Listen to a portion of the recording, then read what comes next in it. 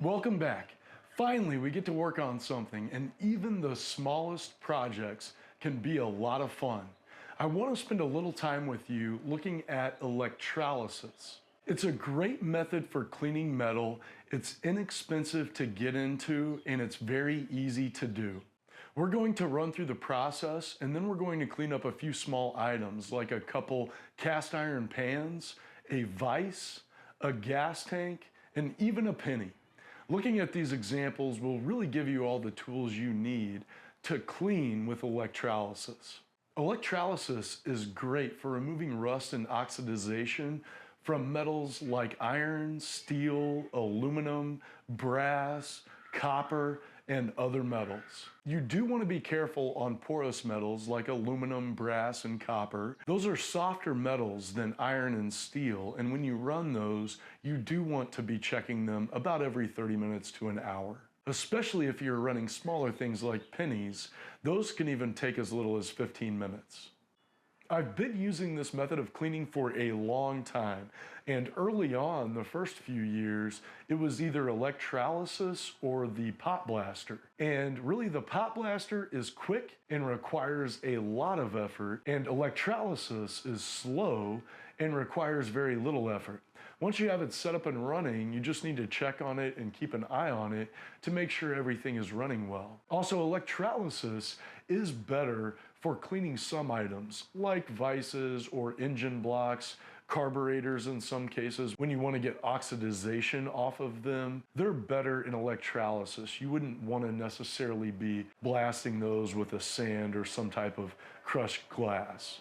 So it's a great way to clean metal, and I encourage you to try it. Again, small projects can be a lot of fun, and we're actually going to do a few of them right now today. The first project we have today is a cast iron pan and lid, and this is often something that you'll find out in the scrap that really just needs some TLC and cleaned up to make it really working again. And this one is a little bit special. It's a BSR, that's a Birmingham stove and range, and it was actually my great-grandpa and grandma's. My dad sent it home with me. He was telling me the story that my grandpa used to come in from the field and like having fried potatoes in this pan, which is pretty cool. So I'm excited to get this cleaned back up. I'll shine it back up for him and send it back, and he'll keep using it. But pretty cool, and that'll be one of the projects that we'll do today. The second item we're going to clean up today is another cast iron pan. Again, something you'll find. Nothing special about this one. It does have stamped made in the USA on the bottom, which does mean it was made after 1960. This one was probably 70s, 80s, maybe even the 90s. The reason I grabbed it, it was the rustiest one I could find, and I thought it would be a great example for the channel here. So we'll clean that up as well. The next thing we're going to clean up today is this Wilton vise. And I actually found this on Marketplace. It was $5 and also $5.95 shipping. So I've got about 11 bucks in it. It's locked up, it's all rusted. Hopefully that's focusing there. And it looks like somebody has stripped out the set screw that holds in this. The screw handle does turn and is free. But we'll have to do something there, most likely drill that out later or tomorrow and rethread it, we'll see what's up there. Maybe we'll be able to get it out with the electrolysis, but we'll see. I think it'll be a great project, and this is often, again, something small that you'll find out there with just a little TLC. You can really bring it back to life and make it something awesome. And again, I got 11 bucks in it, so not too bad. It does have this Wilton sticker. What I'll do subsequent to this video is take a bunch of pictures of all of these. I don't expect I'm going to be able to save that sticker, but I am hopeful that I'll be able to powder coat the vise and potentially repaint on that Wilton logo. So hopefully be able to save it in that sense. So that's project number 3 that we're going to do. And then the fourth project we have here is a gas tank. And this gas tank is off of another project that we're going to be doing in the future. This has a little bit of rust on the inside, What I'll try to do is grab my phone with the light there. We may be able to see a little better, but it's not too bad. I've seen tanks a lot worse for sure. This setup is a little bit different, and the reason I wanted to also do a tank is I'm going to show you how to clean rust from the inside rather than the standard setup on the outside. Let's take a look at what you need to get started. You're going to need a tote, bucket, plastic trash can, any plastic container to insulate. You'll need some Arm & Hammer washing soda or baking soda and some water. You need parts you want to clean. Iron, steel, brass, and copper work great. You also need sacrificial metal. This can be sheet metal, rods, L-channel, tubing. This can be steel, iron. Here you can use stainless steel, graphite here, and graphite works great. On steel and iron, I usually use sheet metal, about 16 or 18 gauge. And after a while, that does get corroded, oxidizes, and rusts. And you do need a way to pull that out and clean it off. If you're using graphite, it's a great conductor. It won't rust and oxidize like your metals will. However, it will turn your water a little bit black, but that's nothing to be concerned about. That's really the process breaking down that graphite. You also need a DC power source, and that can be a battery, a manual battery charger, a DC bench tester. Really any inverter that converts AC to DC can be used. I do recommend the DC bench tester. They are reasonably priced at the 30 volt, 10 amp range, and you can control the voltage and amperage input, which is really nice. Manual chargers, those can typically be picked up at auctions and rummage sales, but they are becoming harder and harder to find. I've tried a few newer chargers, the automatic chargers, but they just tend to automatically shut down. It does also help if you have a way to suspend your item. You don't have to suspend the item, but it does help to get 360-degree cleaning action. The piece you're cleaning can go anywhere. It can lay in the bottom like this. You can prop it up on the side like this. It can really go anywhere in the tote you want it to be. It just can't be touching the sacrificial metal. And it does help if you can suspend the item in the solution. The cleaning works best line of sight between the part and the sacrificial metal. I use this board that I milled down just from some pallet wood. It looks like some oak. And I use this to actually suspend my part within the container. You can also clean more than one item at a time. If you have a large tote and you want to clean more than one item, you can do that. When you suspend your item, you want to make sure that you suspend it with some type of wire. It needs to be conductive. And you don't have to do eye hooks like I did here. You can wrap the wire around the wood itself using a 2x4, 2x2, anything that'll hold up your part, and then connect it to your part. But it needs to have an electrical connection. Then your sacrificial metal can go anywhere else in the tote. It just can't be touching the part you're cleaning, and it needs to be exposed from the water. And you can use one piece like this on the side, any side. You could use two pieces, but you do have to make sure that they are connected together. And you can use a jumper wire like this. Like this. You need to use another jumper wire and make sure that your sacrificial pieces are connected up.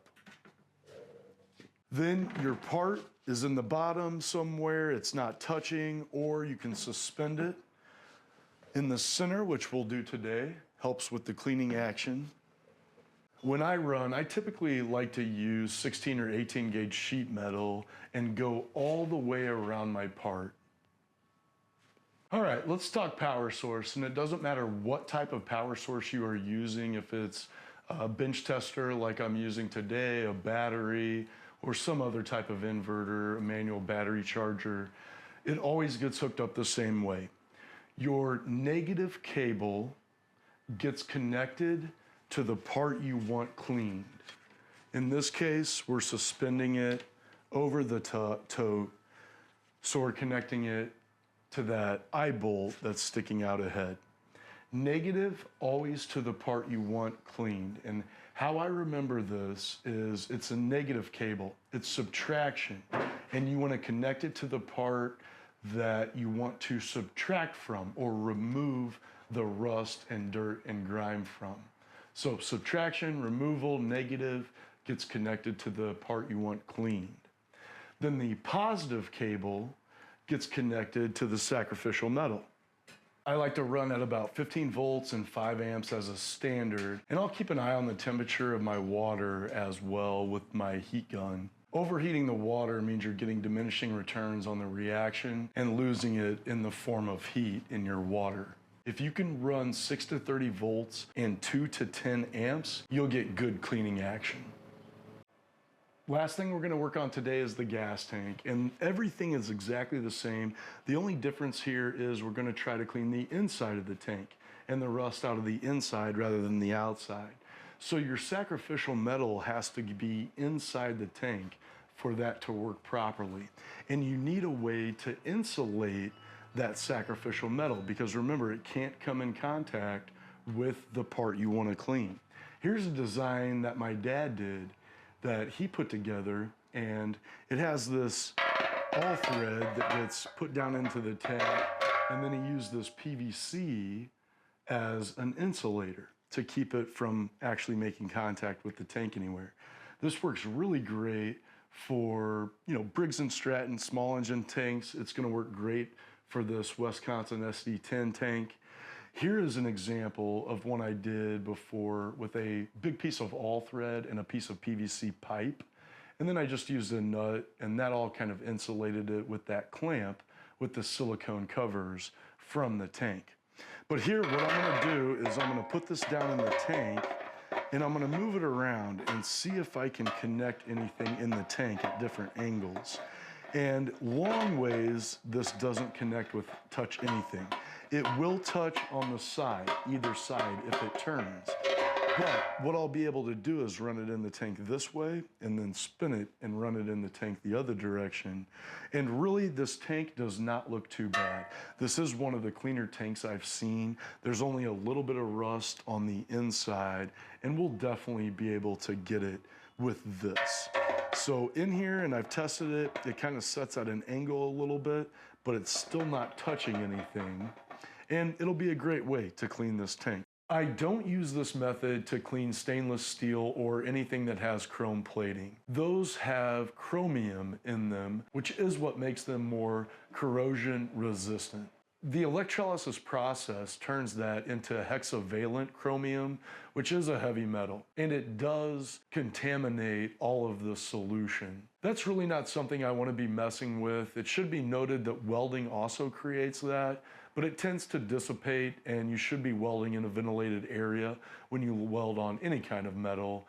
With the electrolysis process, contaminating the solution, to me, that's another step. And typically I dispose of my water out in the yard or garden in the drain, and I don't want to be dumping that heavy metal in any of those spots. So use caution. Really, I would encourage you, if you want to clean something with chrome plating, take it to a professional and leave that to the professionals.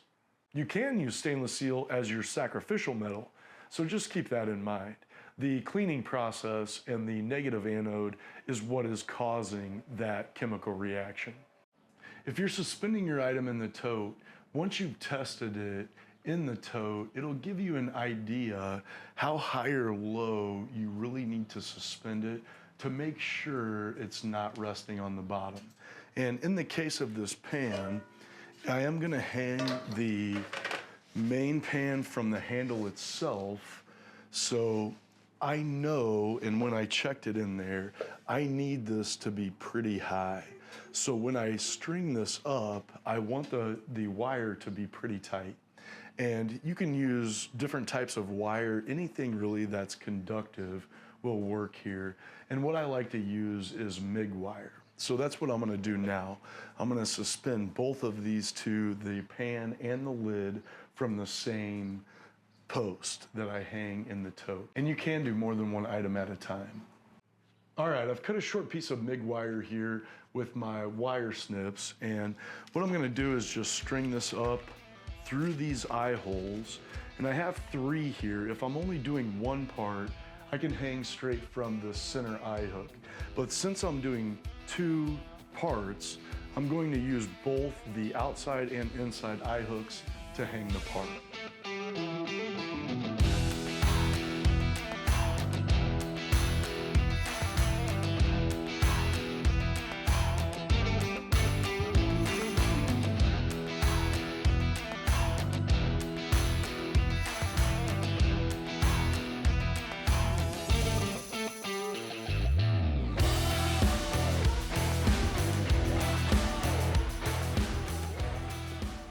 All right, that's wrapped up pretty well. I'm gonna test it real quick just to make sure my height is still good. You need it to be higher, so what I'm gonna do in this case is I am gonna put a wrap above to bring it up and over.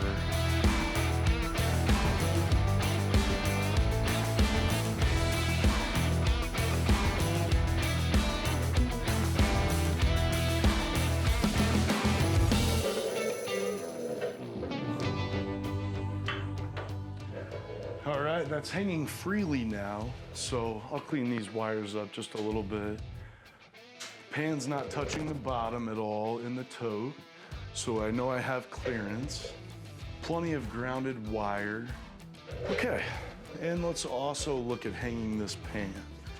I think what we'll want is to somehow hang that like that. All right, let's grab another piece of MIG wire.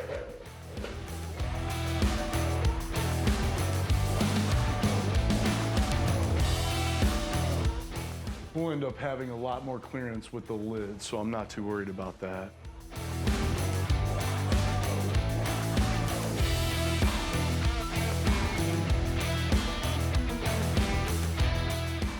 I'm gonna reposition this one so that it does keep this pan over to the side, just a little.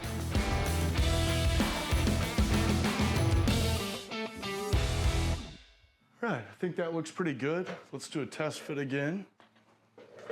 All right, a little fidgeting in there, but they're not touching each other. They're not touching any of the sides.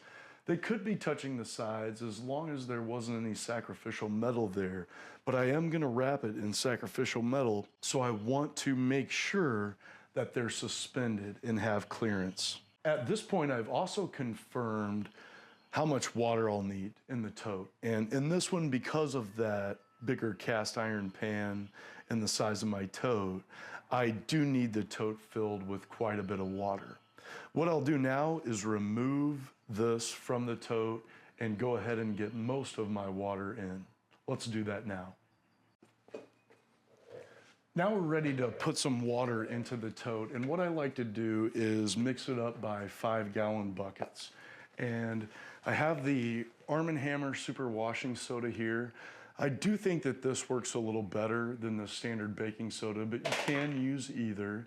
And you'll want to use 1/3 cup of this Arm & Hammer Super Washing Soda or baking soda per 5 gallons. 1/3 cup per 5 gallons. So I have about a 5-gallon bucket of water here, and I'm just gonna put about 1/3 cup in there.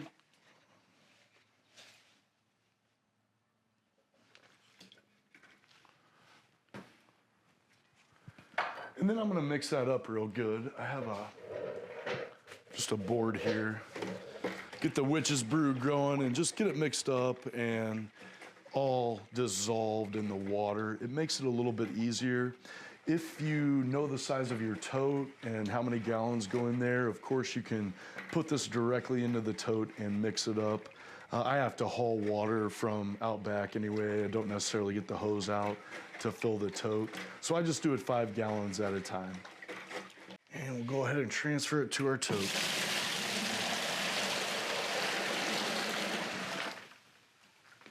And rinse and repeat.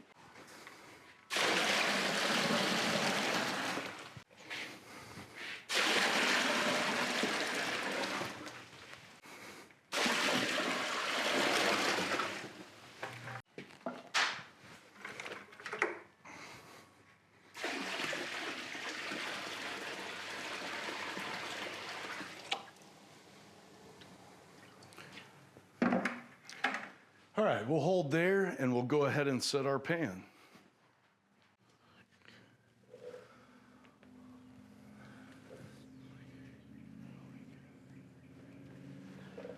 All right, all of that is looking really good. We're gonna need some more water.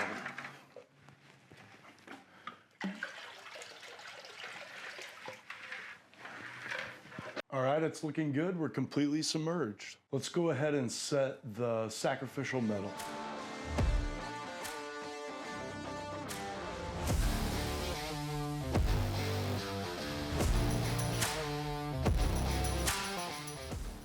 All right, the sacrificial metal is set. I do use a few clamps on the tote and the metal to make sure that they don't walk around on me if I'm not watching them super close. Now let's connect them up.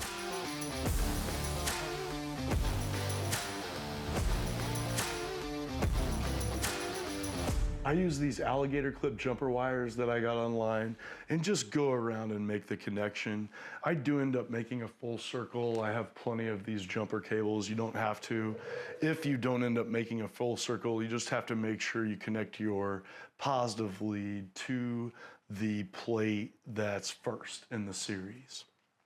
If you do connect them up all the way around, it doesn't really matter where you connect your positive cable on your sacrificial metal then.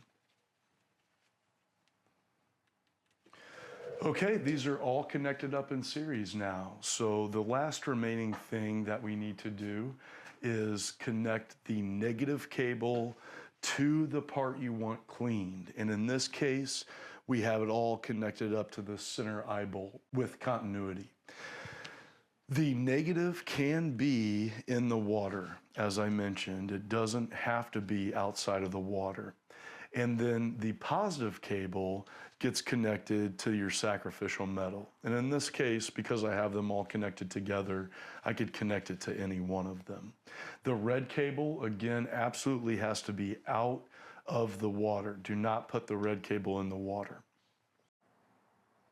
All right, now we just got to connect up the cables. Again, negative goes to the part we want cleaned. Get these wires unconnected here. So we're just going to connect that to this post that we have connected all the pan and lid through, so there's continuity. And then on our positive cable, we want to add that to our sacrificial metal. And then what we'll begin to see is some bubbling action taking place within the tote around your part. And yeah, I'll get some close shots here. You should immediately see bubbling happening on your items, and I see it around all the items. Nothing's touching, double checking I have clearance everywhere. Let me get you a closer shot. Both the pan and the lid have some really nice bubbling action. And that's one of the great things about electrolysis. Once you get it set up and running, it's really a set it and forget it. You check on it from time to time, and it's a really great way to clean metal. So let's get our other projects hooked up really quick, and we're going to do the same method. The fitment here is really good. They're both swinging freely. No concerns with them touching the outside pieces of sacrificial metal. Everything should be fine in this case. Let's go ahead and get the sacrificial metal set. All right, we're set up again. We have our solution water filled. Our two parts are completely submerged. I have 3 pieces of sheet metal ganged around here, and then I have 2 iron posts, steel posts, L channel that I'll use on this end. And last thing that's left is really to connect up. Negative goes on the parts you want cleaned. Positive goes on the part you want to add rust. And we should very quickly start to see bubbles forming on our parts. And there it is. We're getting some nice bubbles off the vise. A little hard to see with the reflection. And off the pan.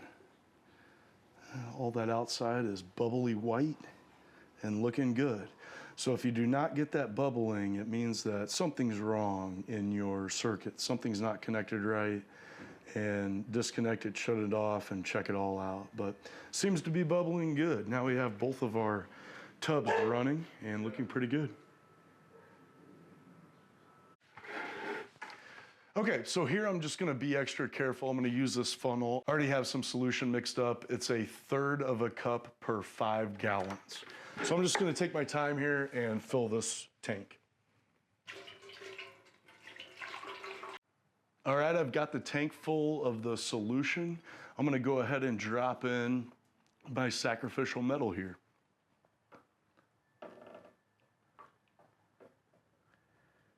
I'm gonna test it one more time just to make sure it's not hitting anything.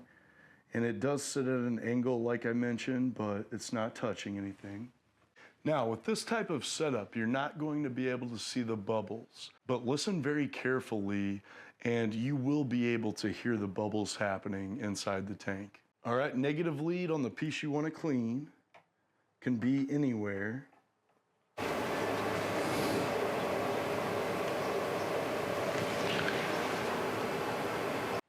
All right, it's going and working good. I can see that it's pulling amperage at 12 volts, and if I get really close, I can hear the bubbles within the tank. But yeah, it all seems to be running well, and you would just allow this to run for an hour or two, check it every once in a while, dump the water out every several hours. You can check your tank. If it's super rusty, you'll have to clean that all thread a couple times and put it back in. Okay, last project we'll set up today, just have a little fun with. I grabbed a couple pennies out of my jar that just looked pretty dirty. I made a little alligator clip wire here up through this piece of board that I can hook onto. And we'll see. I'm just gonna use one piece of sacrificial metal in the back and we'll get this going, flip it around and just see how it does. All right, so I got that connected up. And in this case, I'm actually gonna use a battery. You know, to clean this penny, we don't need a lot of power. Yeah, there we go, let's get it connected up. So red is already connected, we're gonna connect that up. And then our black, our negative, we want connected up to what we want removed. And there we go.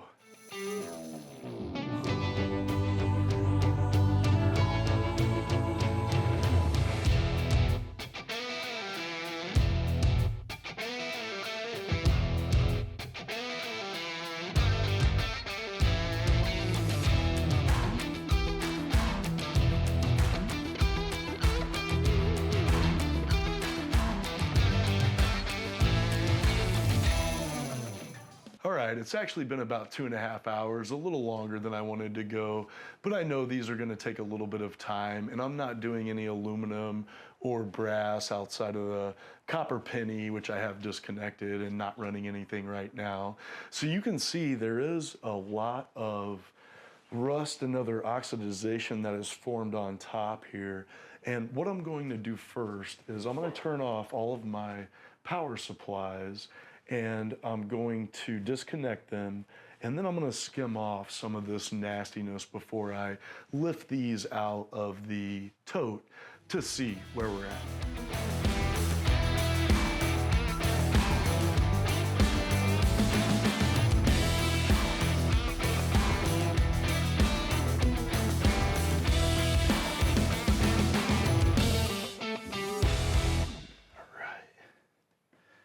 See what we got.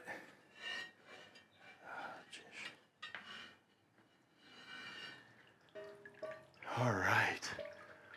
That is actually looking really, really good. There is still some black scaling. Let's see if I can turn it on the back side of this pan. And that is what takes the longest to get off of there. I could do a scrub at this point. Some of it definitely would come off with that. But what I'll do is I'll let it run for longer. There's no need to get after it just yet. Like I said, this tote's been about 2.5 hours. So that's looking pretty good. I'm gonna put it back in, maybe let it run another 2.5 hours, and then really pull it off and get it cleaned up.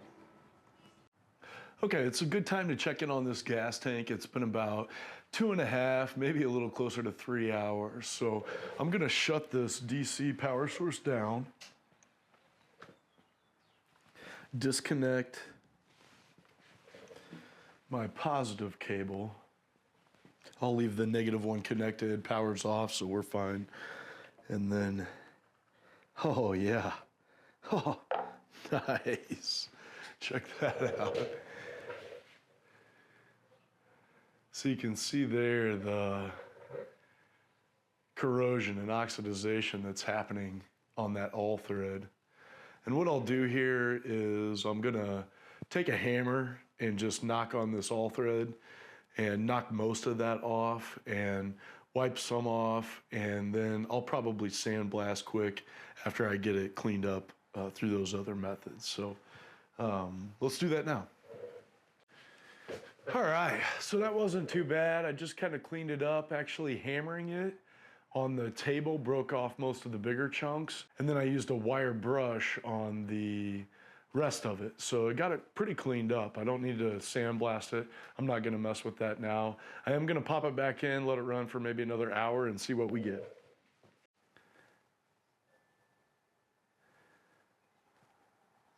So that side's looking really good. The other side, that was much dirtier. It's looking better.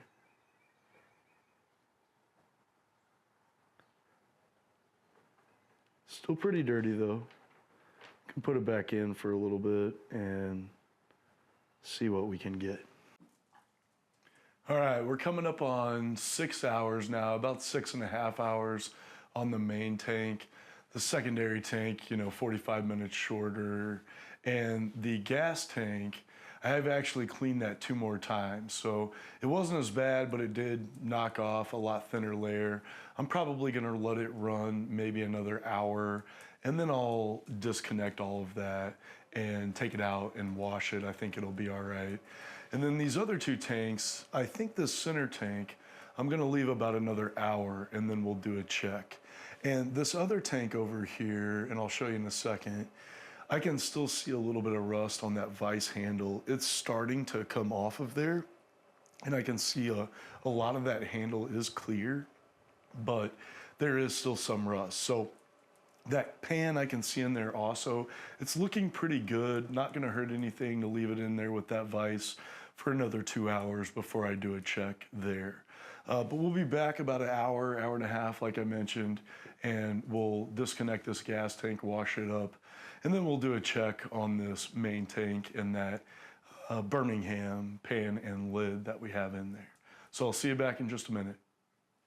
All right, this tank is on about 6 hours. So what I'm gonna do is go ahead and shut everything down and take it out. I'm gonna take it inside and just rinse it out and dump it out.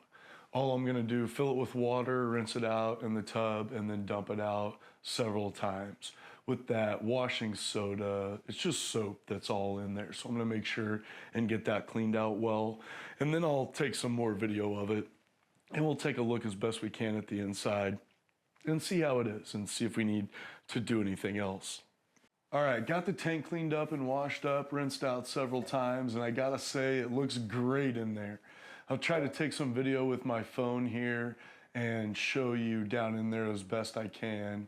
I can see down in there myself a little better when I angle it and look around in there.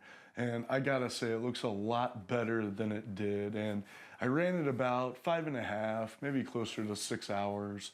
I cleaned that rod 4 different times, about equal distance or time apart, but I went plus or minus 20 or 30 minutes here and there, but really worked out great. And this is a side project that we'll do in the future along with the bigger project we're gonna do to kick off this channel. So, and I showed you earlier, it's off that Wisconsin SD10. So I'm really excited about how great a shape this tank is in.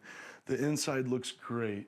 What I think I'm going to do with this outside rust, no matter what, it'll get taped. This will get taped off. I'll leave the valve in here and it'll get sandblasted and powder coated. I'm not sure what color we're gonna do that engine yet. Always looking for recommendations. But what I think I'm gonna do, just in the spirit of the electrolysis, is I do think that the BSD pans will be done in a few more hours. I may have to run the pan itself longer. But anyway, I do think the vise and that other pan will have to run longer. So if I can, what I'm gonna do is set this tank up in this tote, if I can finish those pans, and actually run the outside, the same as we've been doing these other projects, just to clean up some of this surface rust, which it'll do it just fine, and we'll kind of hopefully be able to see that. So great, I'm really happy with this and excited for that Wisconsin SD10 project coming up. Why not add a third one? We've got the DC power. I got another tote going here with the tank going in it. I just used a 2x4. I made this little bracket to fit inside the top of the tank from a piece of filler wire, 1/8" filler wire that's pretty thick. And then I just used that same MIG wire to tie it up here to the 2x4. Negative goes to the part you want clean, subtraction, you want to remove the rust. And the positive goes to the sacrificial metal. And you can see here I've got a piece of sheet metal that I have found in the basement and a few pieces of tubing all connected together around the outside. So the outside of that tank isn't too rusty, but it's down here bubbling good. I don't really need to do it. I'll end up sandblasting and powder coating this when we redo that engine here coming up. But it's bubbling away, and we'll see how it works and let it run for a little while.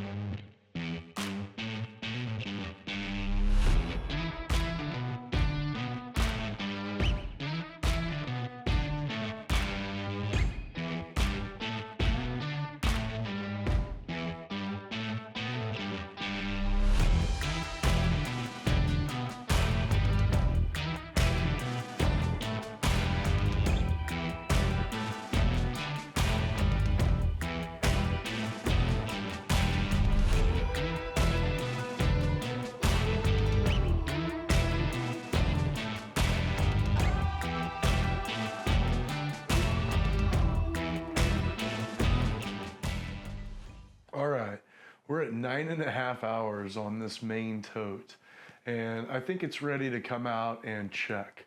I am hopeful, if anything, the lid may be done and ready to move on, and we'll check the pan out as well and see where we're at. So let's take a look. Okay, let me take you off the stand quick. Show you these. Yeah, look at that. Good scrub. I think that'll be looking pretty good. Flip it around. So that's very interesting there. Bottom looks great. Look where it was bubbling. So it was catching just a little bit of air right there, and that is really cool. That's interesting. I'll be able to scrub that off, no problem. I might even be able to, oh yeah, look at that. It just wipes off. So that'll be perfect. The lid will be good to go. Do be aware if it's in the middle of the summer or your water is getting warm, when you take it out, it will have a tendency to flash rust. It's about 58 degrees right now, and pretty cool. My water's not hot in the totes, so I don't expect it to flash rust, but I will get after this pretty quick. I've got 2 buckets down here. Both of them just have water, and what I'm going to do is just scrub it really well. And then if you look at the pan here, you're gonna see that a lot of that is coming off, and that's just old seasoning and other things that I think that'll scrub right off. Look, it's flaking right off. That's perfect. So I think that's gonna scrub up good. This pan actually might be done also. The inside looks great. I know that's just gonna slough right off. So this is gonna be amazing. I'm gonna put you back on the tripod and let's get these scrubbed up real quick. All right, I just got my wire nippers here. I got a huge roll of this MIG wire. I think it's 035 or 045, one of those. So I'm just gonna snip that off. And yeah, look at that, man. Remember what it looked like? So what I have here, I really like these scrub brushes for this. They're not overly damaging, but they do a pretty good job scrubbing. So just dunk this in a bucket. And give it a little elbow grease.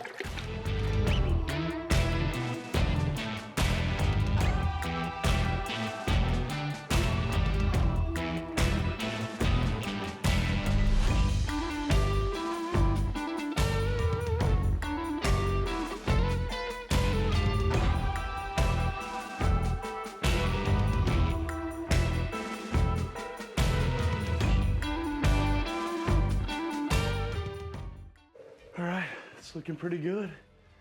I got a towel back here. I'm gonna get it dried off.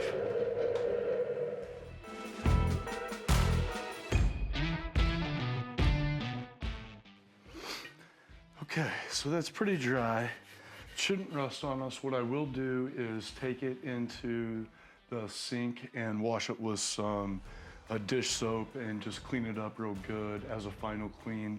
And then I'll bring it back out and we'll put some peanut oil on it. And I'll wait to season it until we get the lower portion done as well. But it's coming together really well from what it was. It's looking really good. When I'm inside, I'll probably scrub it more. Maybe with a little steel wool here and there, we'll see. I might bring some out. But yeah, it's looking great. It's looking real good. It's gonna season up real nice. Okay, let's grab this other pan and give it a good clean and see where we're at.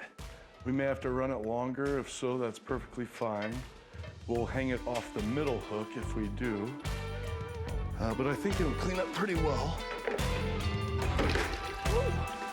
Crack my book.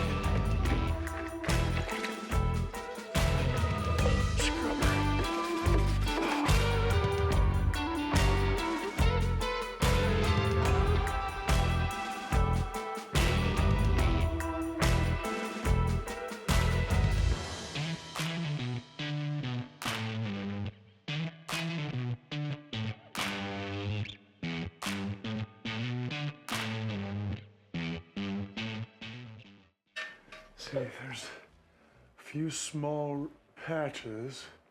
If I scrub them though, they come out of there. They're pretty loose.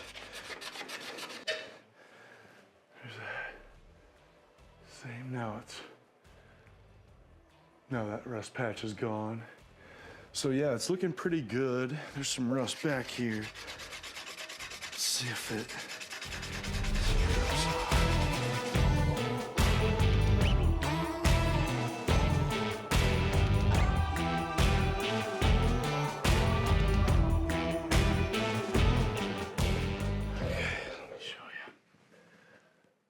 It's cleaning up really nice.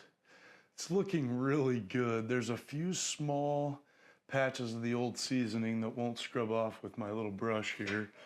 A few small specks over here, but not too bad on the outside. The inside is really looking pretty good also.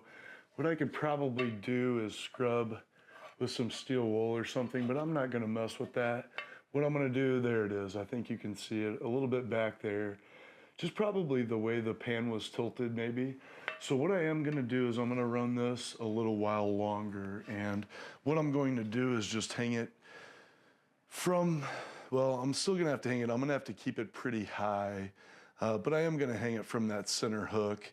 And what I might actually try to do is grab an alligator clip and grab it on one side to actually put a little leverage. So maybe actually change my mind there. What I might do is hang it like this, hang a piece of wire from this side and then an alligator clip. That'll allow me to drop it a little bit. It won't be quite so vertical. And then that'll also allow me to hopefully keep the pan a little bit straight. I may have to think about that. It might tilt it back that way. But let's set it up. We're definitely gonna run it some more, and another 2 hours and it's gonna be like brand new. It'll be ready to go. It's looking good already though, I like it. Okay, I got it. My little alligator clip solution is working.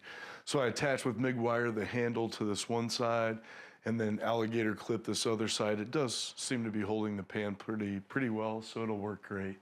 What I am gonna do is kind of clean out the top again, just like I did before. I've done that a few times, just spooned off some of that excess before I drop this back in. Okay, we're ready to go in again.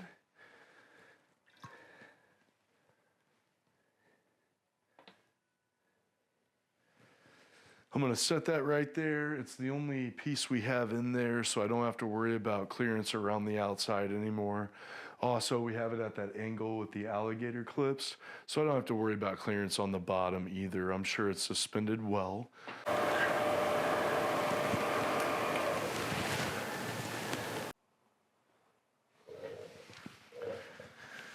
Yeah, it's going good. Let me show you.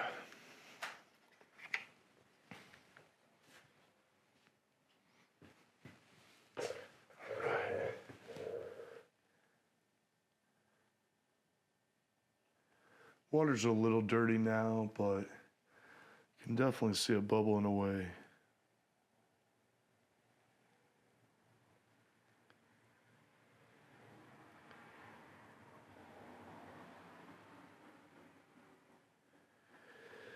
All right, we'll leave them go.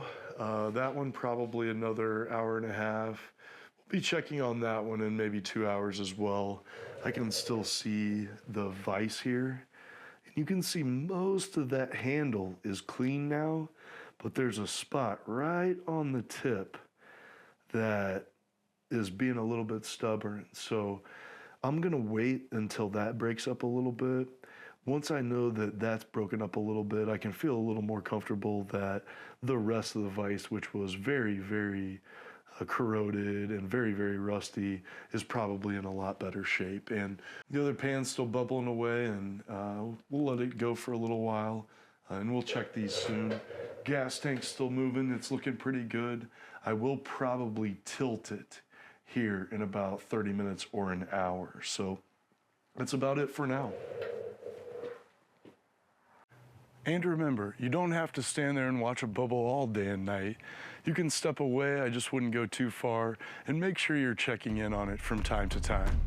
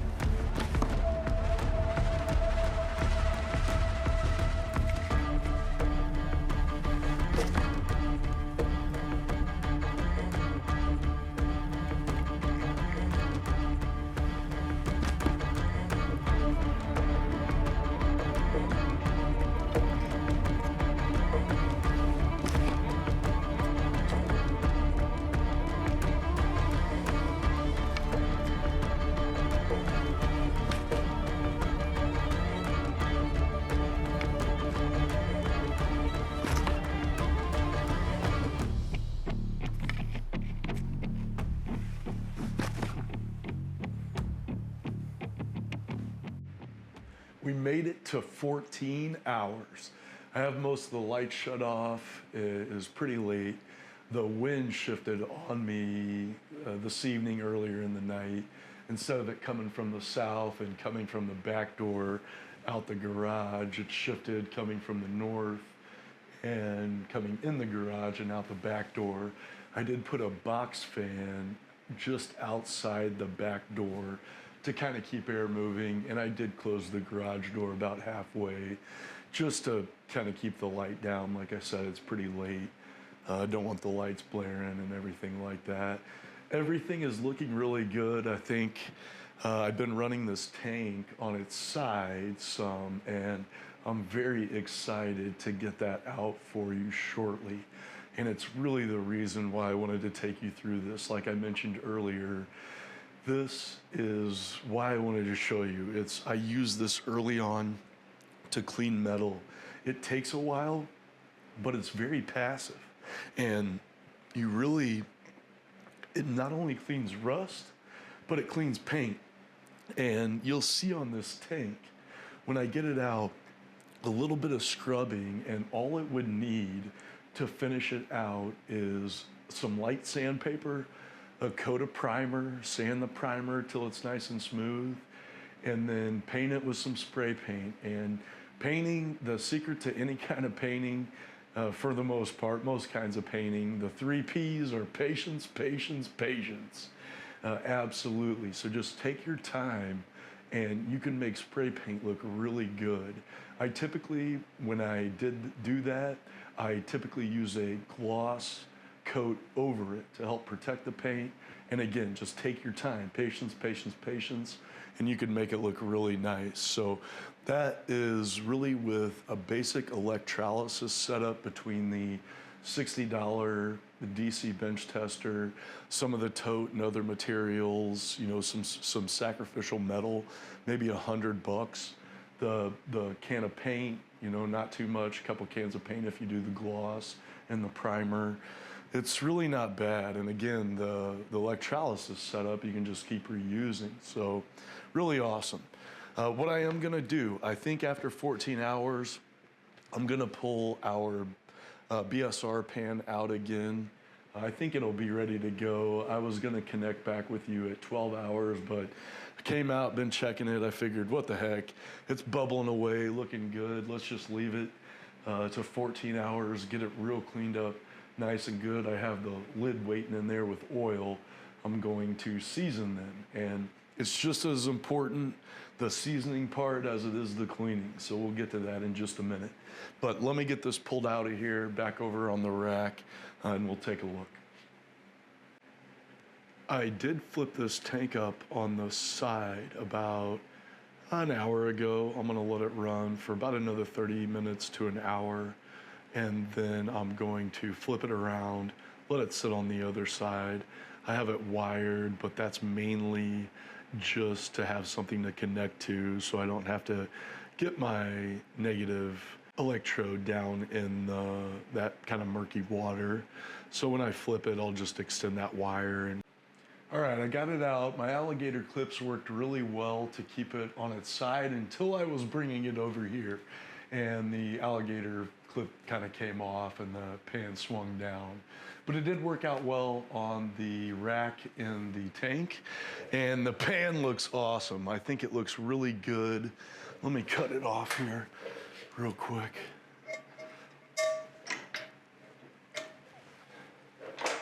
All right, and you can see, oh, that looks great. Looks really good. A little bit in there will scrub up, but all that'll scrub up really nice. Yeah, let's do that now. I am gonna grab some gloves. Really, my hands have been in that washing soda water all day, so never a bad idea to have a good pair of kitchen gloves if you're restoring and cleaning. So let's give it a nice scrub just like we did the lid.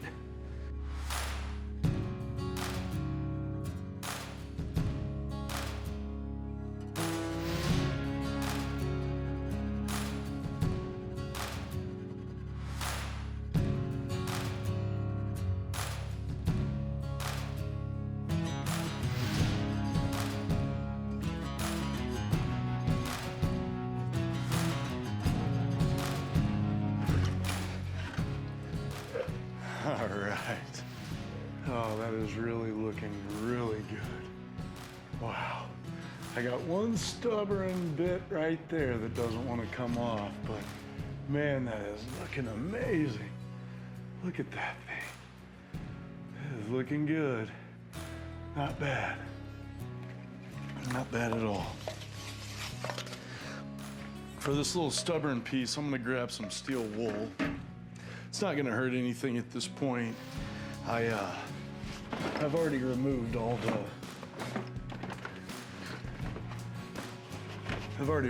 the seasoning and rust that was on there, so it's not gonna hurt anything for sure.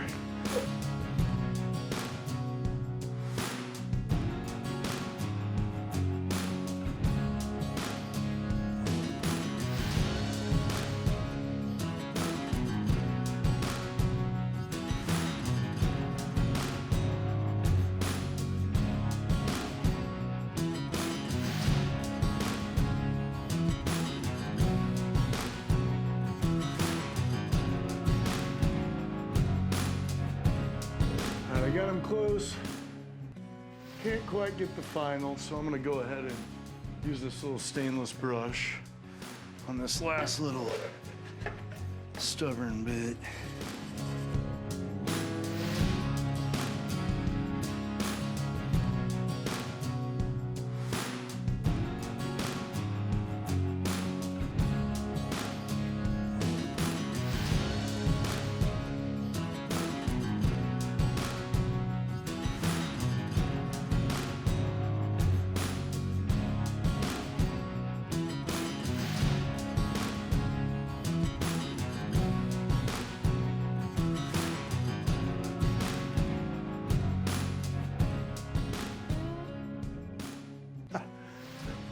Okay. Whoa. That's a workout people pay good money for sometimes. So I got most of it, not all of it, but got most of it out of there. So what I'm gonna do now, I'll go ahead and steel wool around the inside and the outside a little bit. Ain't gonna hurt anything. Do a little extra cleanup here on this one.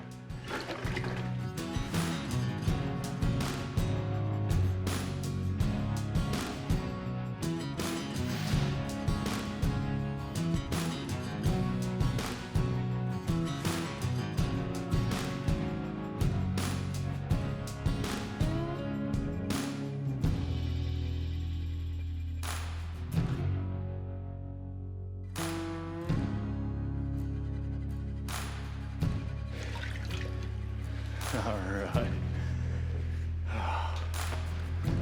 Absolutely beautiful. Ready for a new coat of seasoning. Almost brand new. Thing is looking good.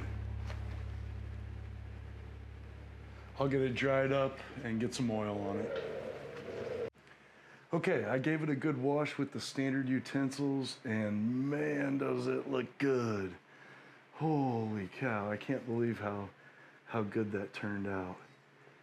And I'll get a better shot here. Just wanted to show you quick, oiling it up, and I'm gonna do this several times. Again, it's important, the seasoning process as much as the cleaning process. And what you wanna do here is really light coats. And put some oil in, get it rubbed all around everything, and then try to wipe it off. And then once you think you've got it all as much wiped off as you can, wipe off some more. It's not about quantity here, it's about getting really thin layers baked on really well. And I do like to use peanut oil. Everybody likes to use their different thing. Peanut oil does have a really high smoke point. So the smoke point of peanut oil is about 425 degrees Fahrenheit. And what I'll do, 4 or 5 rounds, I will run the oven for an hour at about 410 degrees Fahrenheit because I don't want to be smoking off the oil with each of my cooks. Once I feel like I have a pretty nice base, that last round I will run about 440 degrees. And about halfway through, you will get just a little bit of smoke, not too much, but it's just that last round. And I really just feel like that last round, just smoking it off a little bit, just helps that final layer really season in really good. All right.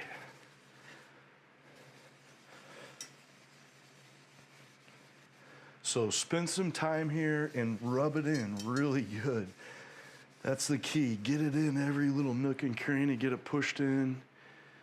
I'm gonna spend some time here. I'll fast forward it on the camera, but really work it into the pan. And like I said, I just poured some in, but I'm pretty much gonna use a clean part of the rag and wipe it all out once I feel like I've got really good coverage over everything.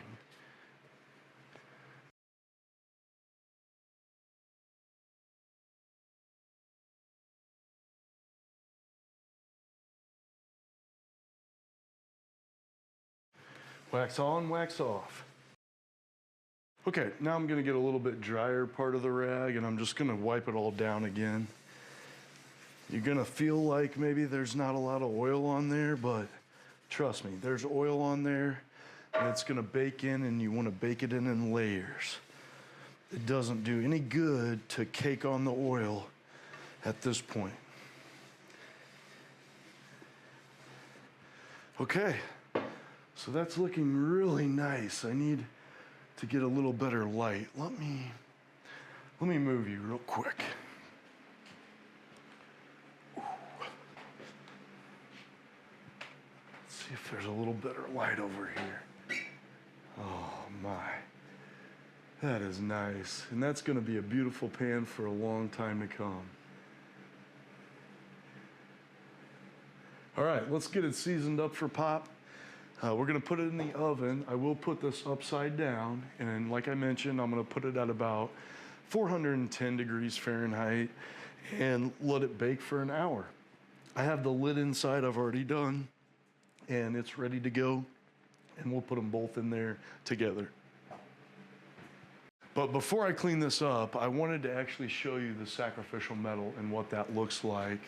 And in this case, and how I was running today, some of it should wipe off, but I'll show you this back piece. Whew. Look at that. Isn't that crazy? A little bit of it is wiping off. What I'll have to do is wipe it off really good before it all sets up and dries. And then what's left is the oxidization that's built into the metal here, and that will have to be sandblasted off. And each of these pieces should look like that. Yeah, similar.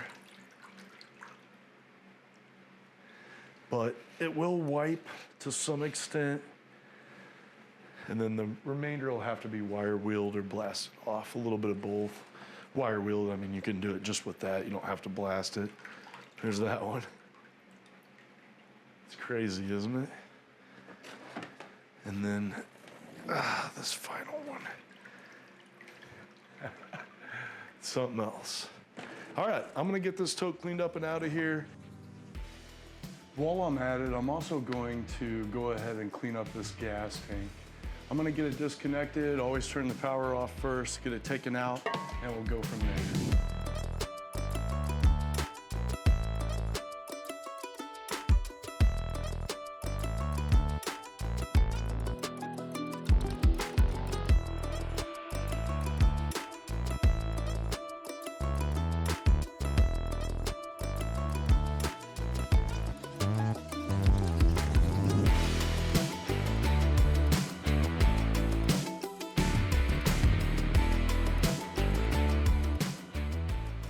Too bad. You can see it's removed almost all the paint. I'm gonna grab a steel brush here and go ahead and give it a scrub.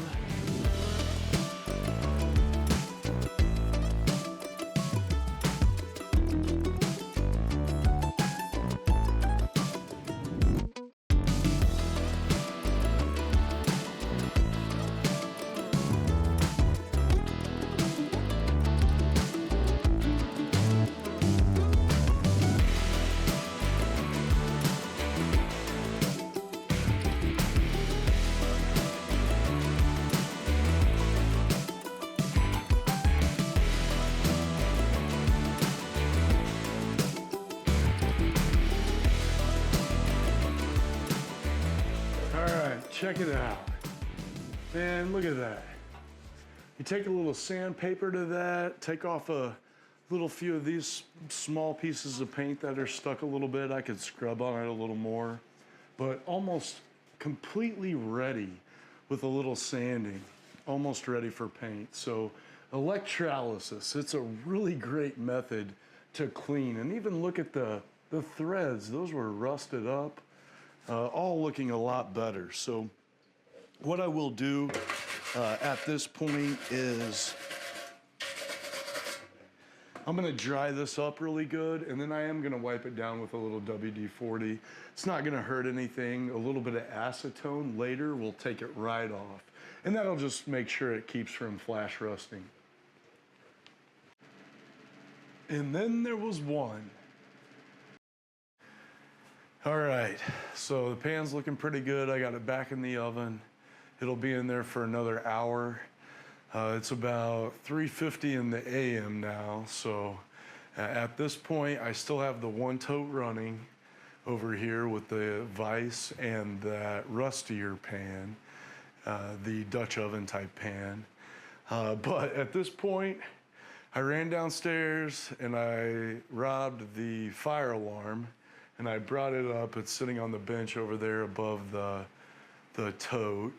And I got my cot earlier over here ready to go. Fire extinguisher is back over here by the bench. I got my alarm set. I'm gonna catch about a 45-minute nap and then I'll be ready to go again. Right as rain, just a little nap, a little rest, and then we'll check on this tote. I don't want to go in. I really don't want to leave that out here. If something does happen, I want to be able to hear the alarm and be able to get up and take care of it. So I think this battery is on its last bar, so I'm just going to kick the lights off except for the LEDs and lay down and rest for about 45 minutes. I did move the upstairs fire alarm next to the oven, so Erin's asleep in there. Hopefully, you know, if anything happens, she'll be able to hear that. But yeah, so I don't expect any trouble. And yeah, but we'll see you in just a little bit.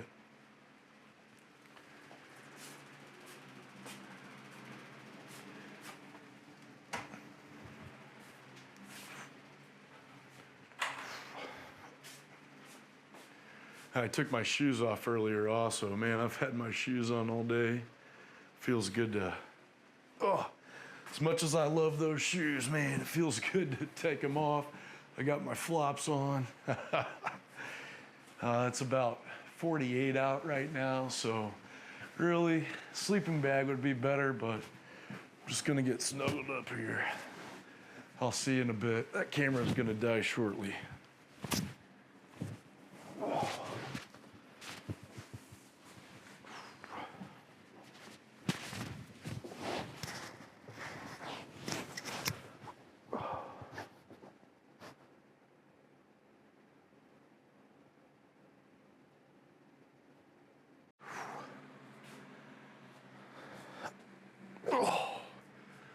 All right, I'm up.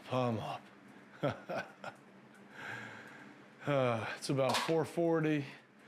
I just took the pans out of the oven. They're sitting on the range, cooling down ready for the third coat. I made a pot of coffee.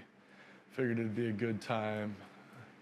Like I mentioned, it's about 4:40, so things are still running well. Nothing caught on fire, so that's good. Everything was good inside also. So those pans are looking awesome. They're really looking awesome now, and they're gonna just keep getting better. So I'll give them maybe 10 or 15 minutes and go back in. They'll be cool by then, and give them another coat and rub down, and then put them back in at 410 degrees Fahrenheit for another hour. So going well though. We're still bubbling over here on the Vise, so I'm keeping an eye on that handle.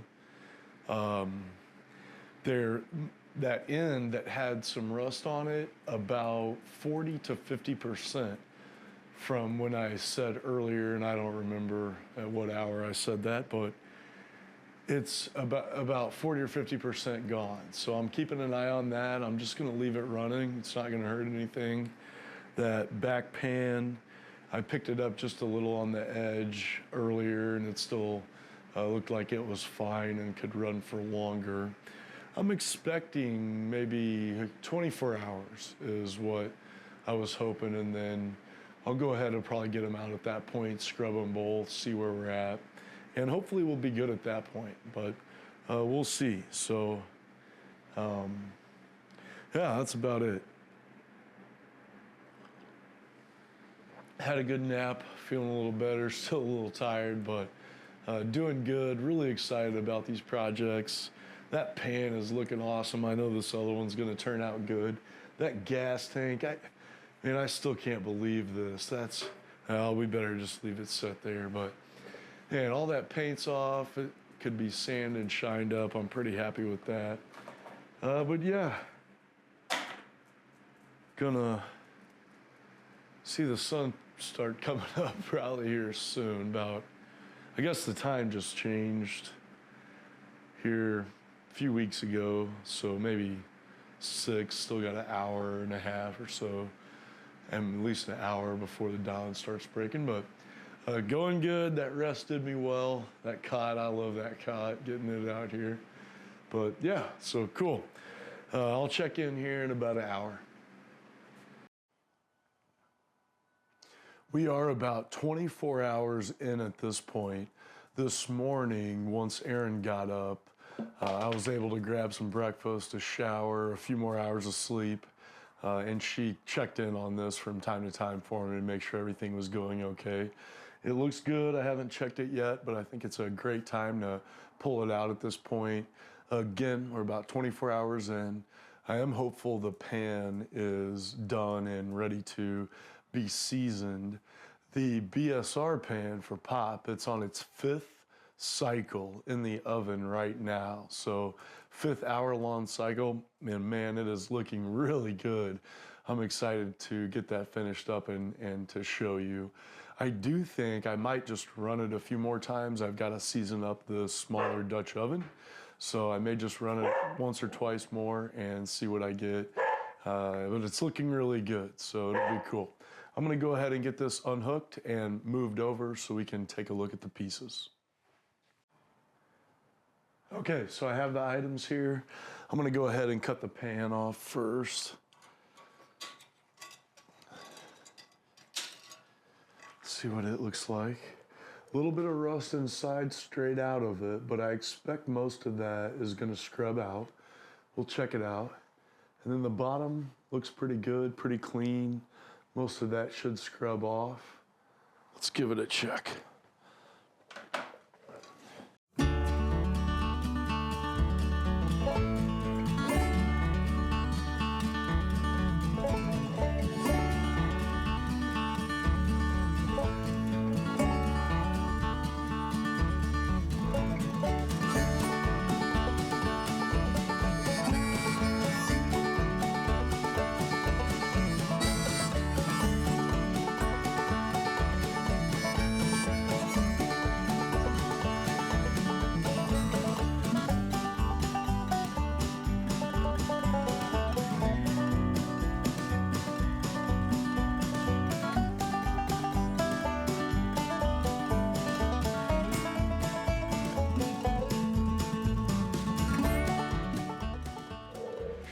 All right, looking really good.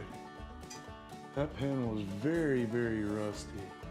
And like I mentioned earlier, it says made in the USA, which does mean it was after 1960. It's probably a 70s or 80s pan, so not that old, but it was the rustiest one I could find, and that is looking really good and is gonna season up really, really nice. So it looks good. I'm gonna get it dried up before it flash rusts. Again, it's pretty cool out at this point, but you don't wanna try to get it dry. All right, let's go ahead and take a look at this vise and see what we got.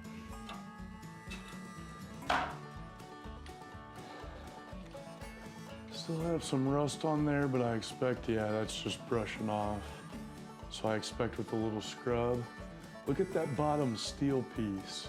That was fully rusted before in these arms. Look at that one. This one's a little worse. Most likely line of sight may be worth it after we scrub it to run this one again by itself in the tote for a little while.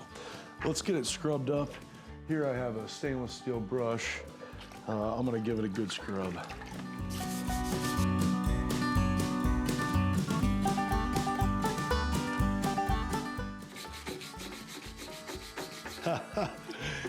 Oh man. As I'm scrubbing, check this out. That's free. That jaw is now free. That was not free before.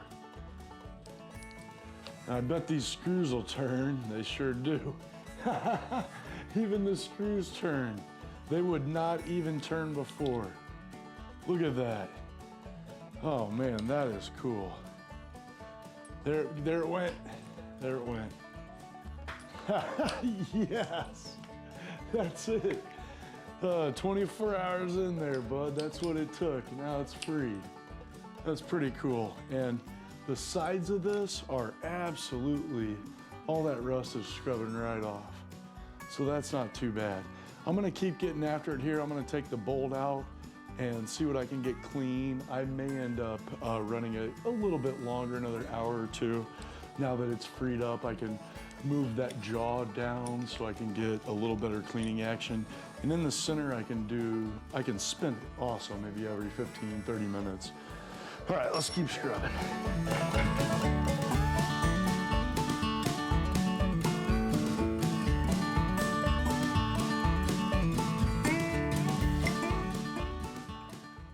Not bad. I'll end up sandblasting that and then wire wheeling it. It'll shine right up. If you didn't have the sandblast option, you could absolutely put it back in the electrolysis tank, run it till it's clear.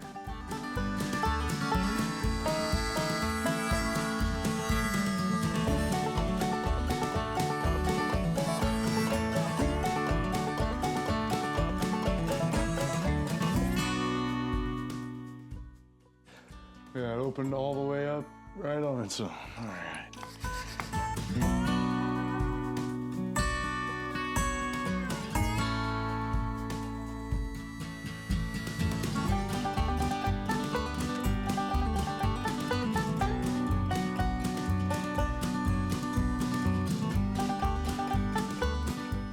All right.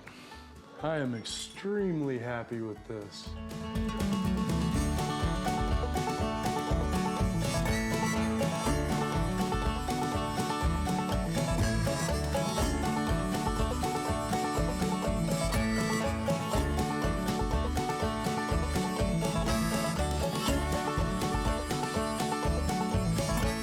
Very happy with this. And what I'm gonna do, if you remember I ran it, that was locked in that position. So I'm gonna let this come all the way down to this position and I'm gonna hang it from this side. So it's upright this way. And then I'll be able to spin it a little bit while it's in there. Really good cleaning action. Otherwise it's pretty clear.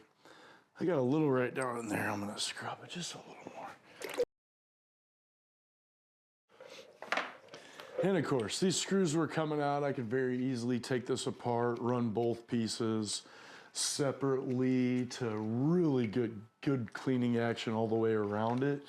The thing is, I am going to end up sandblasting it and powder coating it.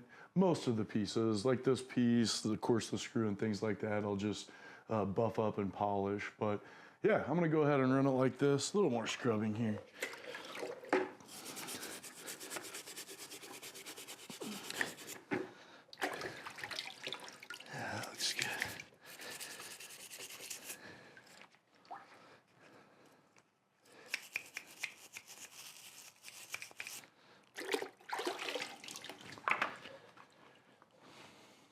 I want it in the open position, like that, open position.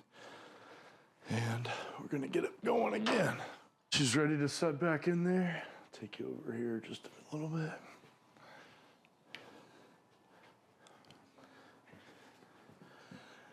So, like that.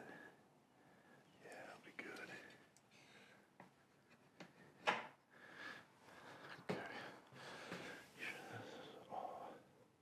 It's all hanging free, good to go. Connected.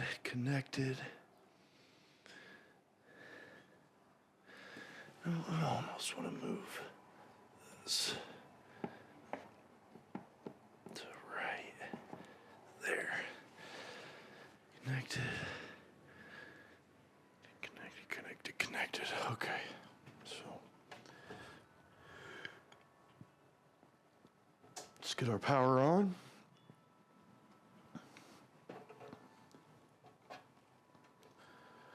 Negative to the part we want clean, subtraction, remove the rust. Positive, we want to add the rust to the sacrificial metal. We should pretty quickly get bubbles. We do have voltage and now amperage running.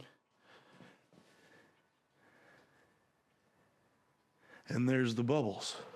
We could have not run it again and just taken it apart and started sandblasting. If you have a wire wheel instead of a sandblaster, you could have done that just fine. Just running it, because I have it set up in can, I have a little bit of time today. Again, you don't have to keep an eye on it at all times, just check in on it from time to time. Always be checking your equipment when you do that. Make sure nothing's shifted on you. Make sure your voltage and amperage are still running about where you expect them to be, and good to go from there. So I expect that we should be getting close on that. The BSR pan for pop should be close in there, and I have the other pan in there oiled up, and I'm gonna do the exact same thing to that. I'm gonna do about 4 or 5 runs. I'll probably do that BSR pan and lid another time or two as well, which it's on its 5th cycle, like I mentioned, so it'll be another maybe 7 cycles on that one by the time it's all said and done, but it's already looking awesome. So I'll be back in a little bit. We'll take another look at this Vise quick and a look at those pans.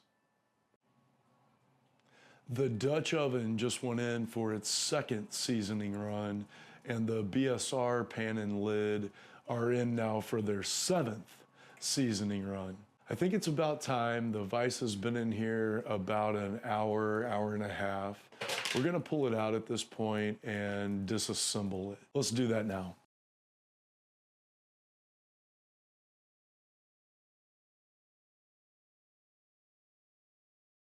All right, we're gonna go ahead and cut it off. I got my little wire cutters here. Just gonna snip through that. Back up. All right, and there it is.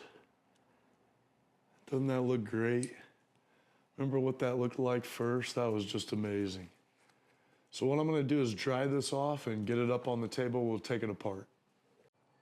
Okay, I got it all dried out good with a towel. I also used an air chuck and blew it into the towel. That tends to dry it off pretty quickly.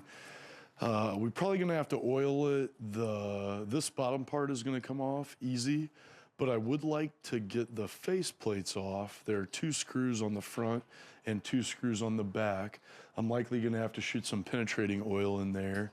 And then this final screw up top here, that set screw for the spindle. When it goes in there, it rides in that little gap right there in the spindle, and that's gonna be challenging to get out of there. I am gonna use some WD. It looks like it was a flathead screw. I don't know if I can get that to zoom properly. It's gonna be hard to get out of there. What I might end up having to do is drill that out, but we will do that as a last resort. You will see that the screws for the faceplates do come all the way through. So I'll be able to shoot some penetrating oil on both sides, and hopefully that'll get those broken up. I do want to paint this, but I really like how well this cleaned up. And you can see, if you don't have a sandblaster, it's not a big deal. Look how well that electrolysis did. Let's go ahead and get it apart.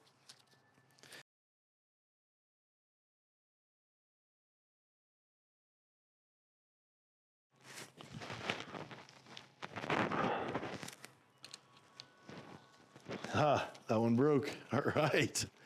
Well, that's surprising. I'm gonna leave it a little tight. No sense in putting unnecessary pressure on this other one. Let's try this one. That one ain't going. Oh, there it went. All right. Oh my gosh, I can't believe it. That just blows my mind. I thought for sure I would have to WD those. Just again, good testament to how well electrolysis works, even on things that are not so visible. It's pretty cool. I love that method of cleaning. It's been a fun weekend. I hope you guys enjoy this video. It's been the first cleaning project. It's absolutely not going to be the last. Not even the most fun one, but I hope it worked out well. Hope it is a little bit entertaining for you guys. I can't believe that. That is so cool. That faceplate came right off of there. We'll see if we can get so lucky with these. They do look a little more rusted. That one on the one side, that one zooming in pretty good. This other one, the light's not. That's the one that's a little more rusty, but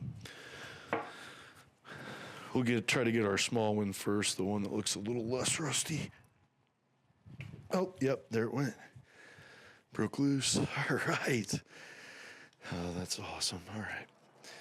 So we know that one's going to come out. I'm still worried about this one. I don't know if I can get a good picture of that or not, but the head of it's pretty rusty.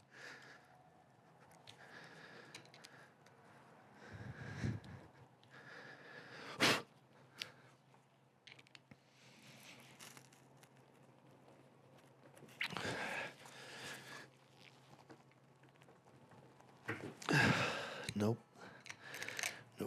Okay. So I definitely don't want to strip that out. It's not coming as easy as the other ones. What I'm going to do is two things. I'm going to spray it on both sides with some WD and some penetrating oil.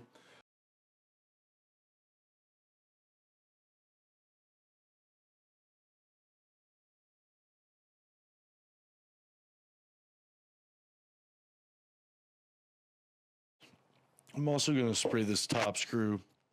I doubt it's already gummed up some. You can see somebody's tried already, so I don't think I want to get any pressure on it. No point in gumming it up even more. Might as well go ahead and try to make it as easy on ourselves as possible. You know what we could also try to do? Let's try real quick. Let's take this one screw out that we know is loose. Make sure I get the right one. Yeah. Let's see if we can shift that faceplate. Even if it shifts a little bit, it'll help oil get down in there. Let's see if we're...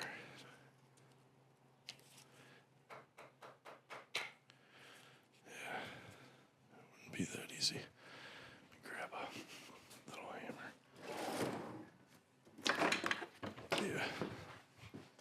Just have this little hammer. I'm just gonna try to tap it. Got it to shift just a little. Go back the other way. Got it to shift just a little.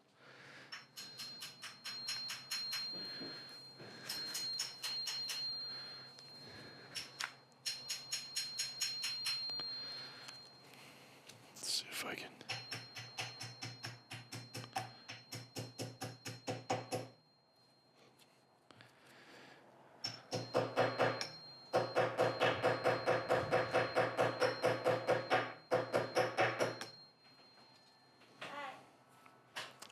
Hi, I'm recording. Okay, so I've hit a stopping point here, and I can't go any further that way, but I'm gonna hit this with a little more of this WD. And I'm gonna send it back, see how I have the offset now. I'm gonna send it back the other way a little bit. I'm being really easy with this because I don't really want to damage anything. Just want to kind of free it up a little bit. Try to let some oil get in there.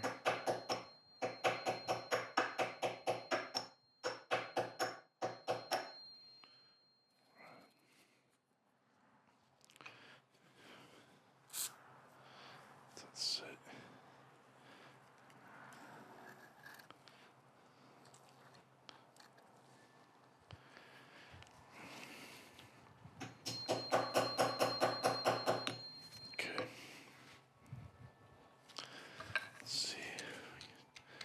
Some with this now. No.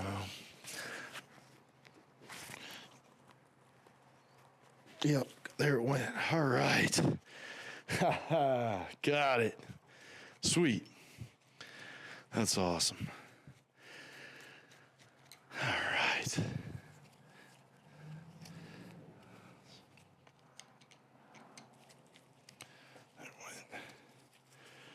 All right. And what we'll do is we want to make sure and keep our plates associated with the correct item. Try to get them back on there how they came off. And since I got those apart, what I'm going to do now is just grab some rags and wipe that. Just use this towel here.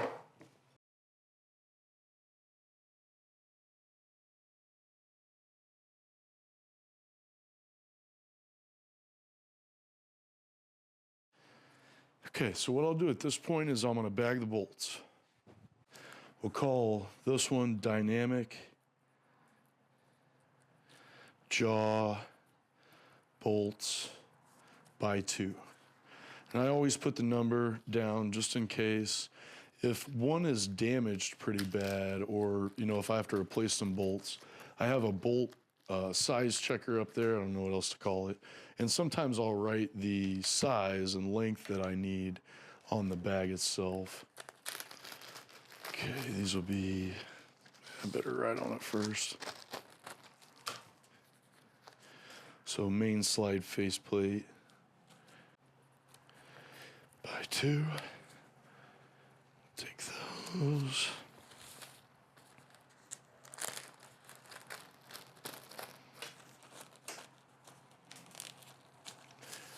Then for our last bag, those are the lower bracket bolts by 2.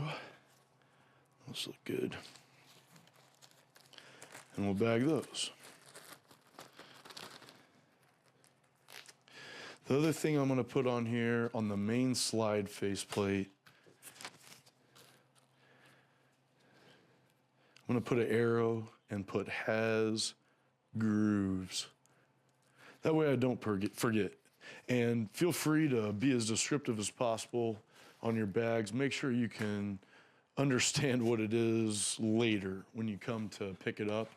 The second thing I'm going to do is I'm going to grab one of these blue trays and I'm going to start a tray. So I have my main slide, I have my smaller bracket, I have the 2 face plates, and I have the lower bracket, and then I have the bolt. And I did wire wheel this just to give you an idea of what it would look like straight out of the electrolysis. And what you'll see is on some of the threads, there's still a little bit of gunk down in there. And what I would have done if I only had electrolysis is I would have put it back in that tank and let it run for a little while longer. You can use a wire scrub brush and get in those and scrub them out good, but if there's still some left, put it back in. I didn't because I'm gonna sandblast it, and I'll sandblast that last little gunk out of there. But there we go. Let's put our tools up real quick. There you go. That's the vise. It's looking pretty good. Our next steps are going to be this top bolt here.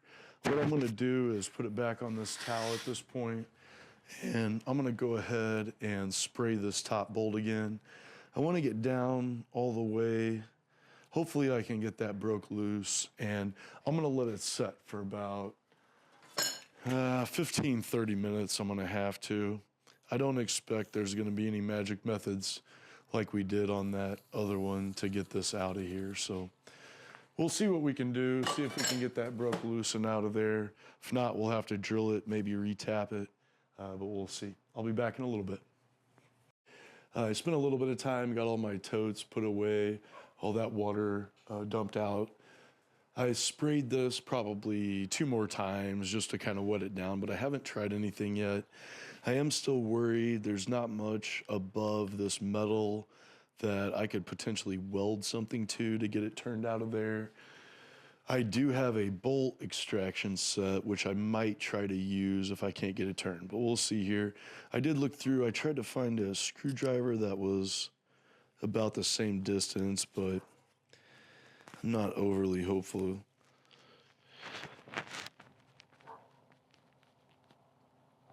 Man, no. Man. It's just too stripped out. Let me try to put it in this big vise.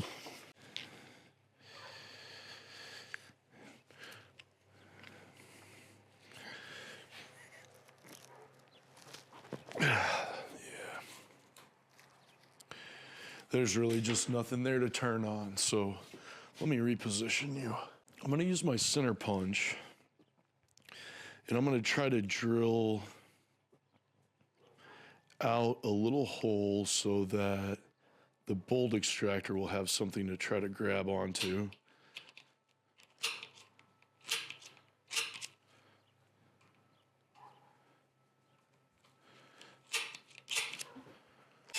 Keep it on low speed and get out of your way.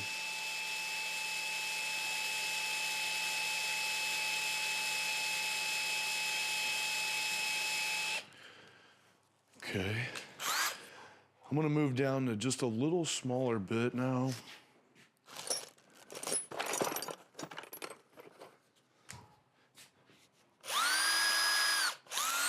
See if we can keep it moving.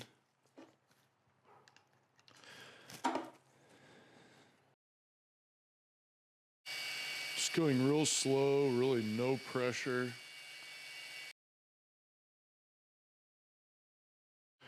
Okay.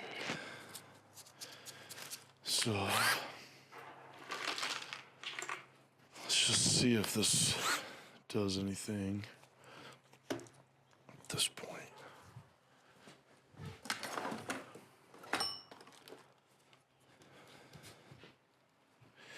So I've got this T handle here that fits in.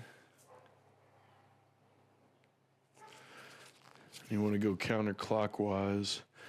I don't know if we got enough to bite on. Yeah, not enough. So what I think we'll do is drill it out. We'll put it on the little bench press over here. Okay, I've got this press set up where I want it. I've got this lower press clamped down and up. I've got a cobalt bit, and I'm just gonna take my time and get this drilled through.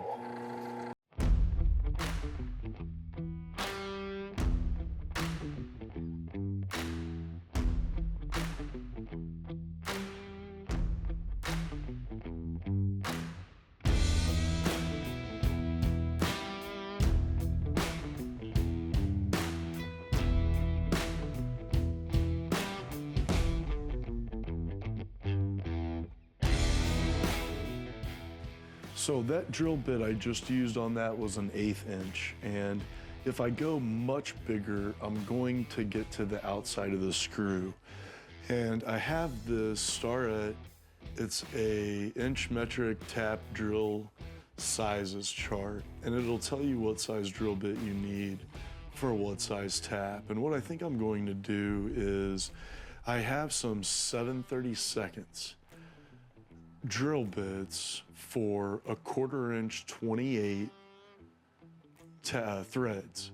So what I'm gonna try to do is use that 7/32 drill bit, and I think I have a 1/4 inch 28 tap. I'm gonna have to check once I drill that out with 7/32. I'm gonna see, look in there the best I can to see what's left, and then see where I can go from there. And hopefully the bits I have, they're high-speed steel, hopefully they'll hold up. I don't know if they're cobalt finish, but let's try them out.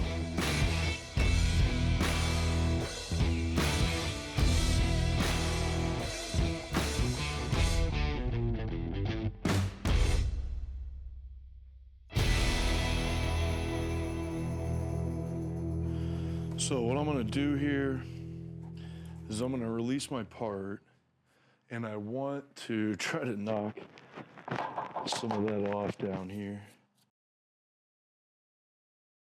No time like the present to get out the old bucket. Just gonna give it a quick little shake in this.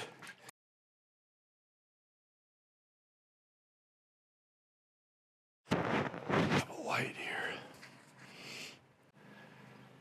Not exactly sure how I can get you guys to see that.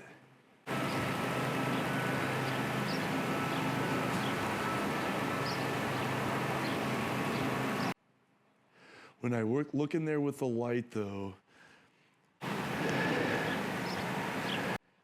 don't really see any threads. Maybe just the edge on this one side. It may be what it is. What I'll do is come in here and rethread it.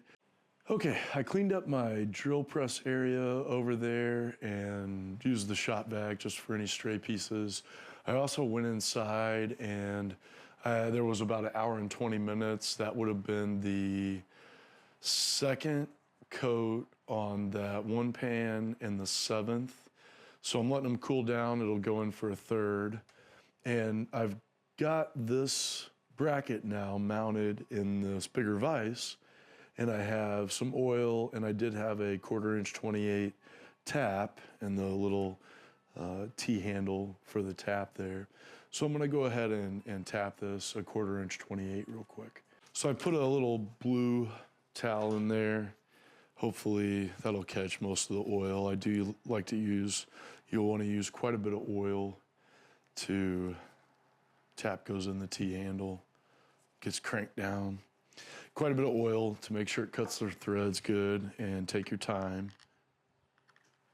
So you want to try to stay square as best you can as you turn.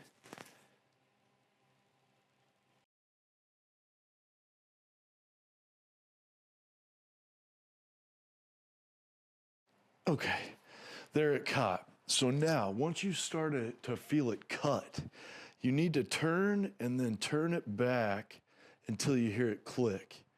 And then you can turn it more. And then turn it back and cut that chip off. That's what it does. It cuts that chip off. Check and see. Okay, so we are coming through.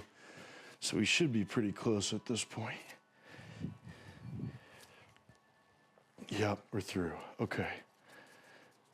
So now it's only so much depth, and that's why you wouldn't be able to use a fluted tap here. And let's see what we got on threads.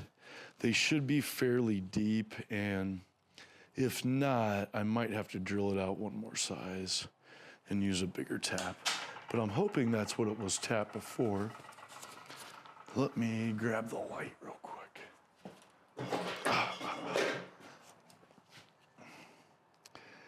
Yeah, those threads look pretty good.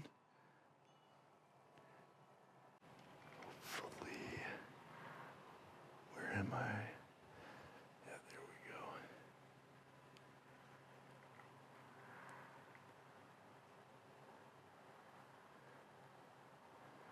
go. I don't know how well that's showing up. But threads look decent. Let me get you back, and I'm gonna grab a 1/4" 28 bolt, and let's see. Okay, I think I found a 1/4" 28. It's just an Allen bolt. It may be longer than I need. It will provide what I need for now, though, just to check. And yeah, that's threading pretty well. Not a lot of play, so that's not too bad. I'm pretty happy with that. Yeah, with it all the way through, very little play. Okay, yeah, I'm pretty happy with that. When I do final assembly, I'll use Loctite. Just a little bit, but a little bit of Loctite just to hold it, everything there. I think I'm just gonna need, let me see if I have a shorter bolt. Okay, not gonna spend a lot of time looking. I looked real quick, I couldn't find a shorter one. It'll be one of the last things we need, so I'm just gonna leave that one in there for now. I am gonna put up my tools here and clean up that part. And really we're ready for sandblasting at this point, and we're gonna give all the vise components a good sandblast. It shouldn't take very long, it's not very big. Small project this weekend for sure. All right, we're all set up to sandblast. The parts, the vise parts are in the cabinet and ready to go. It's gonna get loud in here. I think I've got you set up where I can get you a pretty decent shot. We really don't have too much to sandblast, so it won't take too long. It does get very loud in here, so I do wear hearing protection, and I'll cut in some audio or something else. So what I have to do, I turn the shot fox on, that's hooked up to the back. That draws the air out. I do have a vacuum on this side, and I have it connected to the push part or the blow part, and I have it coming in this side of the cabinet, so I get pretty good draw, and I'm hoping you can see pretty good. I did close the garage door. We don't have any totes running anymore, so don't have to worry too much about ventilation at this point, and I'm hoping that'll keep the glare down for you. So let's get rolling.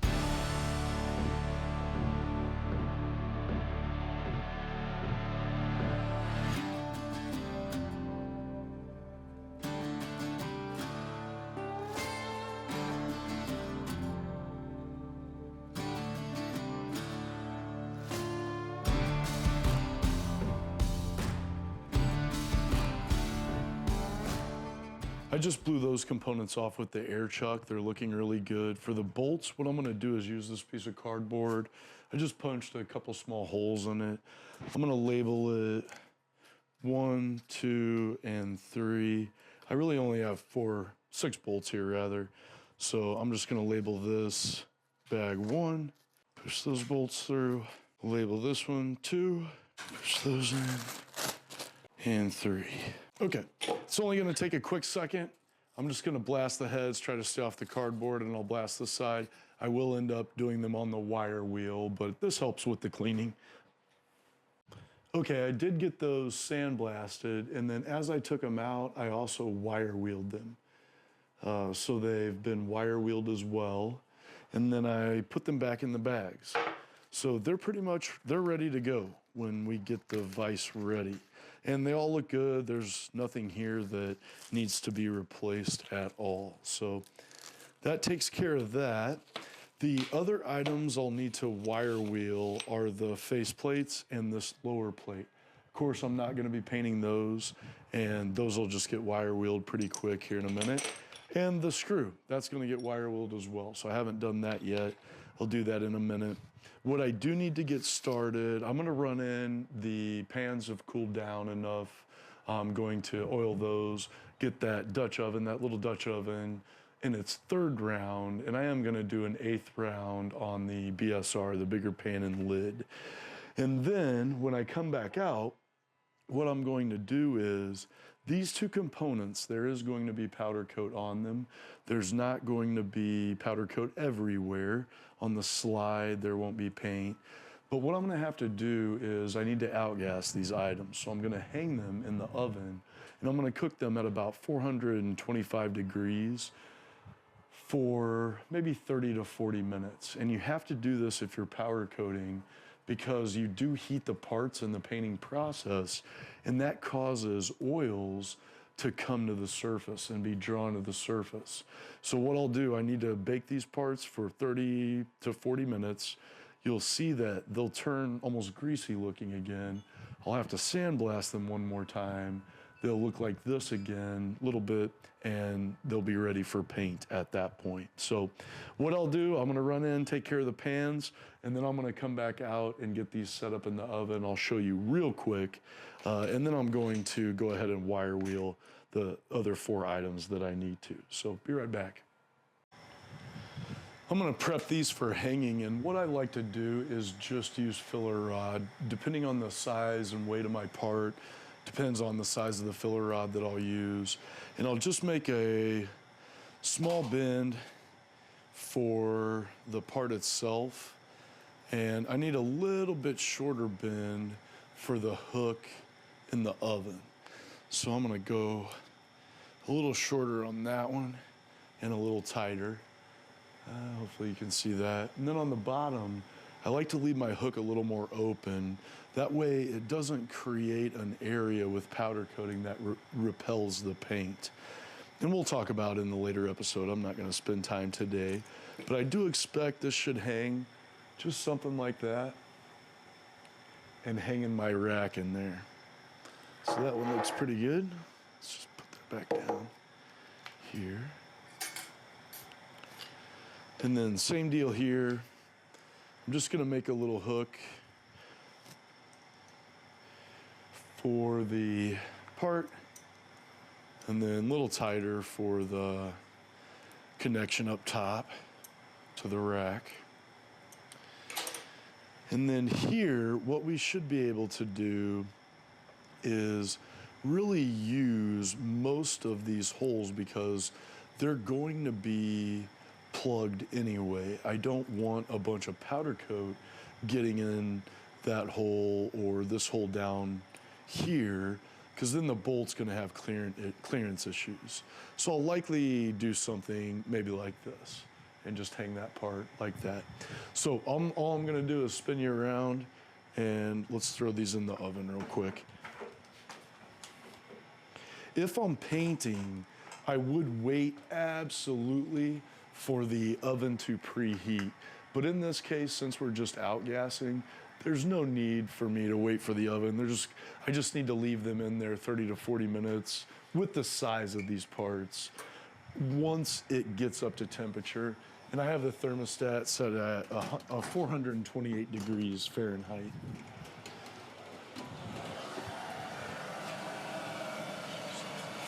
Part.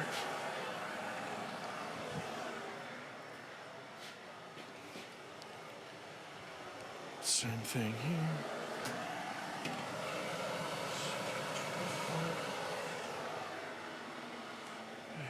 Oops. And there you go. There's our parts hanging in the big oven, little parts. Doesn't matter though. Good project, and it all transfers well. So let's get this shut up.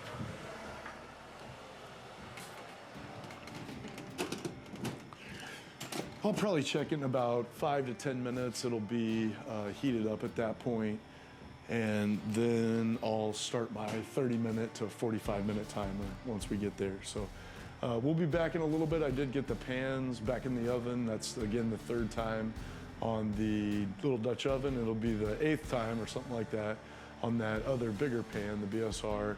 I am going very, very light on the oil with each round at this point on the BSR. And I go light anyway, and you should.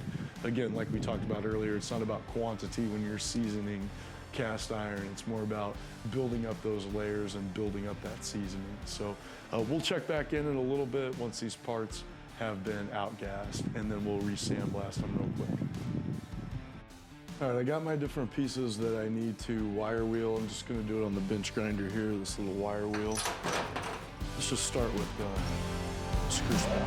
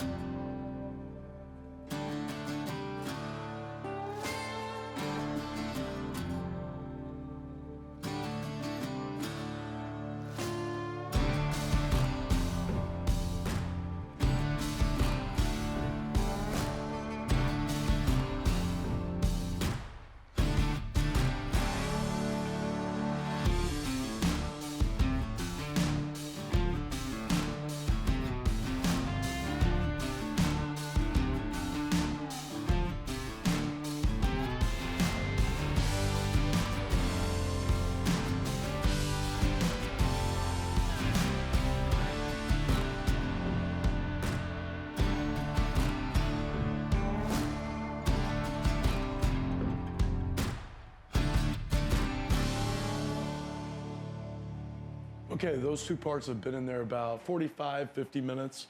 I figured I'd give them a little extra time, so let's grab the bigger one out of there real quick. So, really, that looks pretty good. I was expecting it to have more of a brown, oily hue, but that looks really good. That electrolysis probably pulled a lot out and then blasting it again. So we will sandblast it one more time just to get any last remaining residue off of there. So I'm just gonna hang it up here for a minute.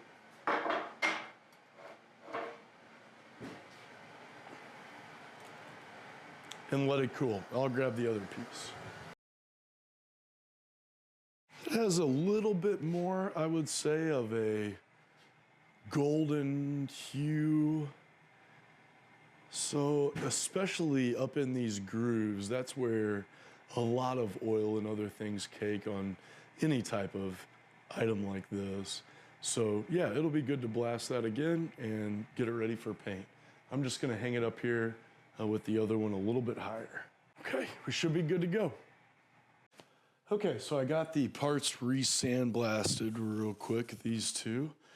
And I'd say that they're looking pretty good. There's that one.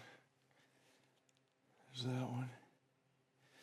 And what I'm gonna do now is effectively use my wire wheel in anywhere that there's not going to be paint, which is going to be these slides on the top here, the faceplate on this side, and then the slide here across the bottom. I'm gonna wire wheel that and then tape it off. For this one, it'll be the faceplate and then the sides and the bottom of the slide. So, and these pieces here. So let's just take care of this one first. I have my angle grinder with wire wheel in there. I have my safety glasses on, gloves.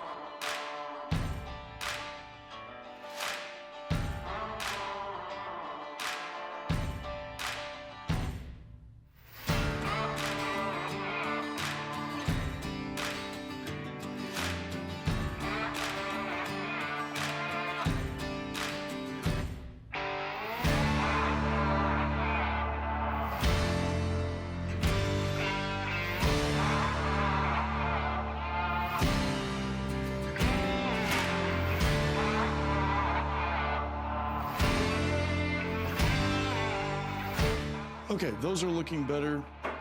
What I'm gonna do here is I have some acetone, and I'm gonna take a blue towel, and I'm just gonna clean these up everywhere.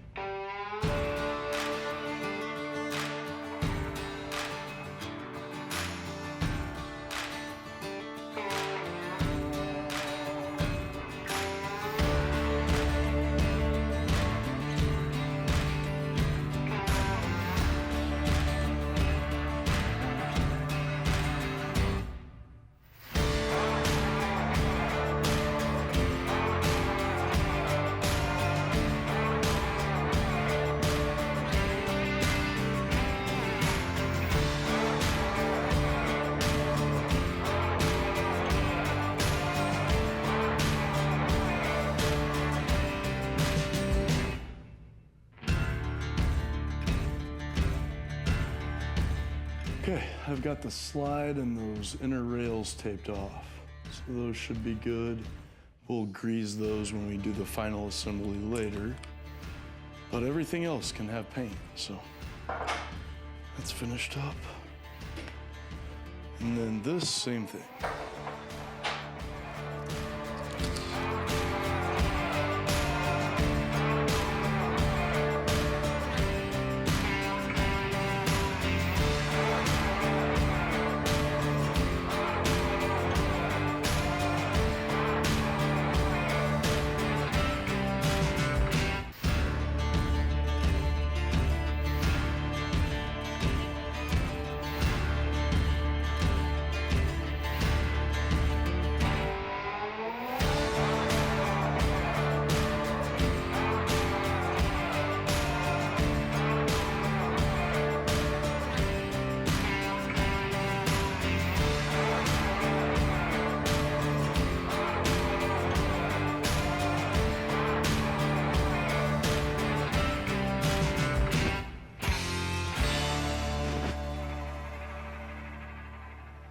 Okay, looks good. Got it taped up. Should be good to go. All right, I'm gonna clean my stuff up real quick. One thing I forgot real quick is I do have to plug a few of these holes. There aren't many. I have tape covering 2 of them that aren't through holes, but the main stem bolt, it definitely needs to be plugged. You do not want powder coat paint in that. And let's see, I almost want to do it from both sides. That's too big. Okay, the only thing that's left to do is really hang these back on these hangers. And what I will do for this piece, what I actually think I'm gonna do is use some MIG wire and wrap it around that bolt. And that way we don't kind of mess with any of the other stuff. So let me grab some of that. Okay, so what I've done there is just put a bunch of wraps around that bolt, and that should hold just fine. It won't come undone. And yeah, effectively should be good. Then what I can do is on this side, just make myself a little hook here. And then it can go back on this hook. And I'm only gonna paint 1 coat. I'm not gonna paint several coats. I'm just gonna do 1 color. When you do thicker pieces like this, it's hard because when you do multiple coats, you only half cure. And this metal is so thick, when you powder coat really thick stuff, the metal stays hot a long time and it's hard to stop it from doing the full cure. And if you do a full cure, it's likely if you do a second coat, you'll get delamination, and you don't want that. So what people a lot of times do will hot flock it. I don't want to mess with it. We're just going to do 1 single gloss coat that has a little bit of sparkle in it and be good to go. So I'm going to put this up here on the garage door arm and just let that hang for a minute. And we're going to take a look at this and figure out what we want to do here. All right, excellent. So that's still plugged. Everything else is still good to go. Those are not threaded. The thread is in the faceplate. Everything's still taped off, good to go. All right, let's get it hung up here. You'll see where I have the part hung just from that center. No point in getting the rack out of the oven at this point. I'm just doing these 2 little parts, so it's no big deal here. And it won't be a lot of powder either. I have that other one just hanging up there on that garage door arm. So I'll paint that one first, put it in the oven, and then move that one down and paint that second piece. So I'm gonna kick the oven on and get it heating.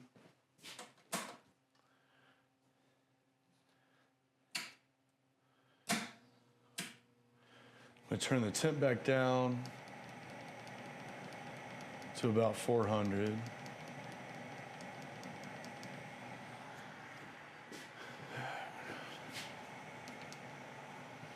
Okay.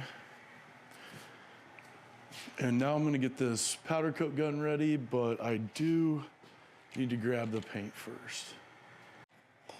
The paint we're gonna use is light blue metallic. It's got a little sparkle in it. And I am gonna wear my respirator.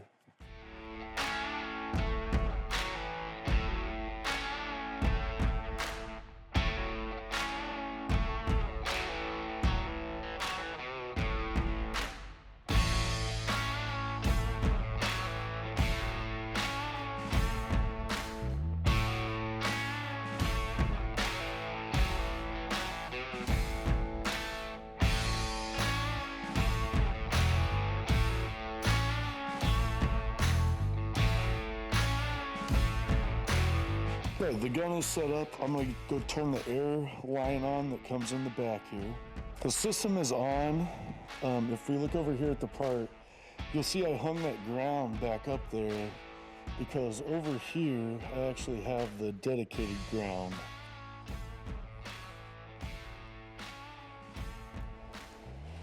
And I'm just gonna attach it right up here. So it's gonna get noisy in here, but effectively I'm gonna turn this on, I'm gonna test my machine to get my flow, and then I'm effectively gonna paint the part.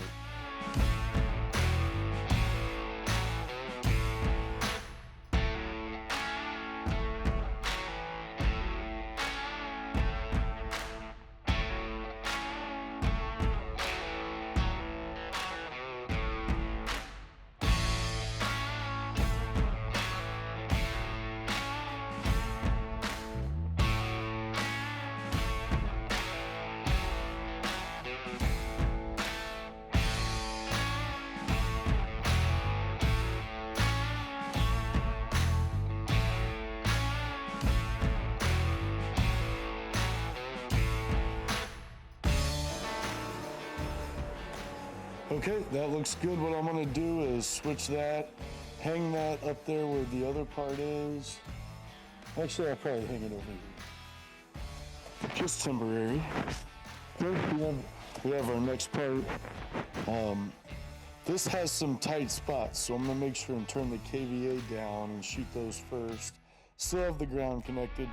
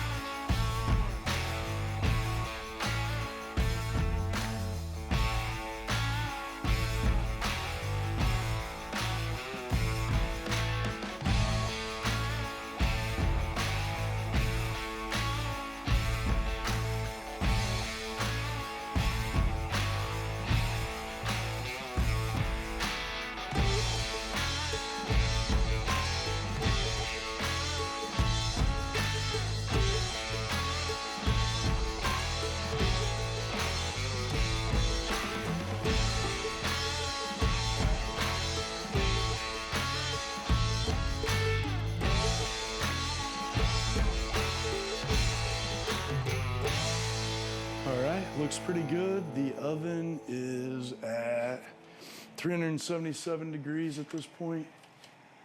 So we're getting pretty close. Once it hits 400, I'll throw these parts in. All right, I thought I was just recording and I put the parts in. We're up to 400 degrees. It's gonna take the parts about 15 to 20 minutes to full cure. It's really 10 minutes at about 400 degrees, but that's the part at 400 degrees. And with metal that thick, like a vise, it's gonna take 5, 6, 7 minutes for the part to come up to temperature. So we'll check it in about 10 minutes and then we'll check it again at about 15 and past that. All right, so it's been about 18, 19 minutes, almost 20 minutes here. And I think these parts are ready to come out, so let's grab them.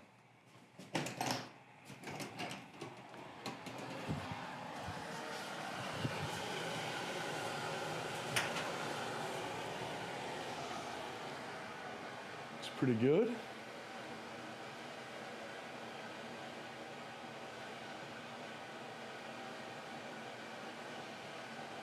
Tape's coming up. One of my those silicone things just fell, but that's okay. Paint's all stuck now.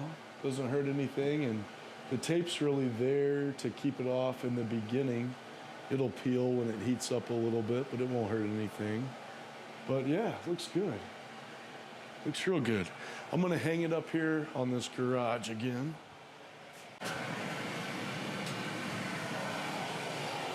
Same thing.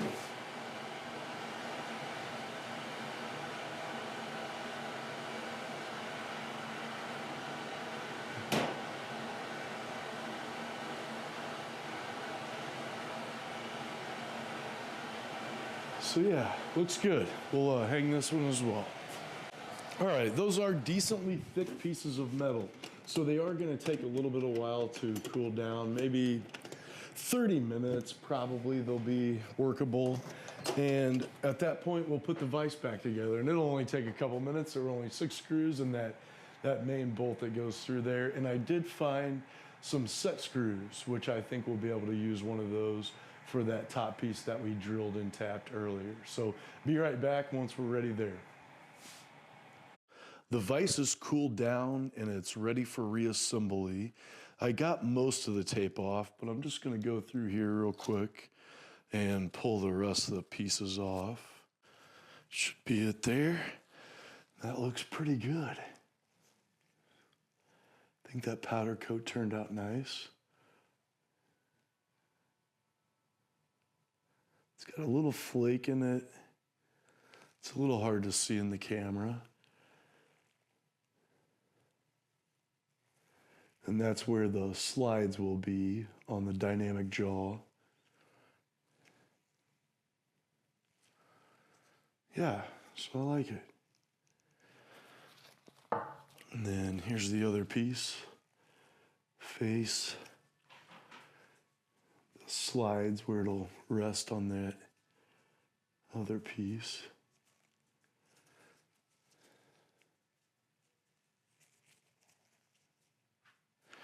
Yeah, not too bad though. So let's get it put back together. And the first thing we're gonna do is go ahead and put the face plates on. And we knew that and remember that the one with the grooves went with the plate, the main plate, rather. And the groove was up top, like that. And then this other plate was just a flat plate. And it should line up just perfect one way or the other.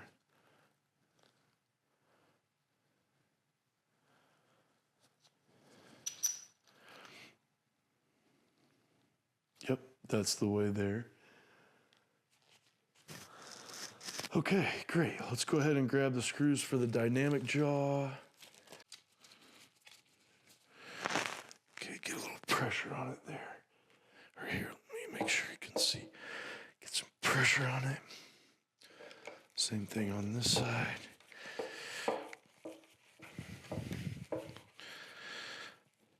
Get some pressure on it. All right, and those are recessing down in there. Main jaw's back on. We're still okay with our screws. Nothing's extruding. Clean up, there's just a smidge of grease popping out there. All right, so that looks good. The last thing that we're gonna do right now is put the screw hole in. Now let's put this lower bracket on first, that's right. So we'll put the dynamic jaw in, and down here is where this last bracket goes in. Let's see if we got a specific way that fits better. Yeah, that looks good right there. All right, perfect. And then the other thing we're gonna do is we're just gonna take a little bit of this grease and put it on that slide.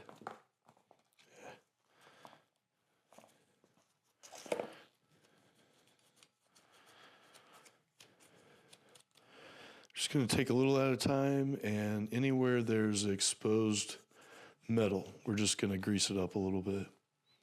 Make sure everything slides good and make sure nothing rusts on us. We'll move this thing in just a second. I'm gonna go ahead and re-grease this plate. Make sure that's sliding good. That's sliding real nice. Tighten it up just a hair. All right, good. Now, let's go ahead and put the main screw in, main bolt. See if we can get a little more out of here.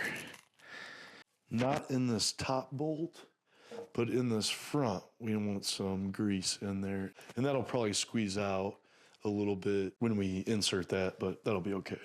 Yeah, there we go. So, I'm just gonna head in this direction.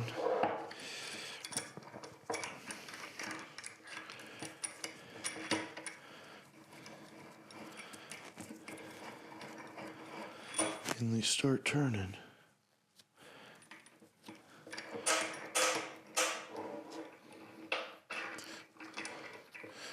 All right, let me just pick it up.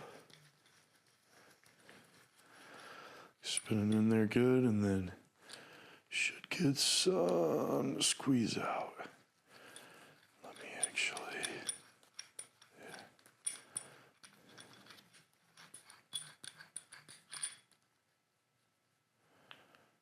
Right. Perfect.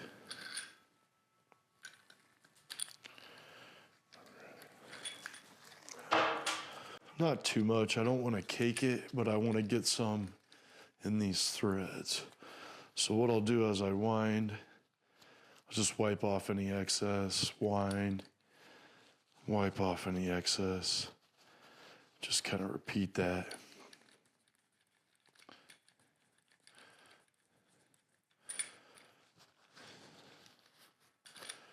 All right, let's run it back up.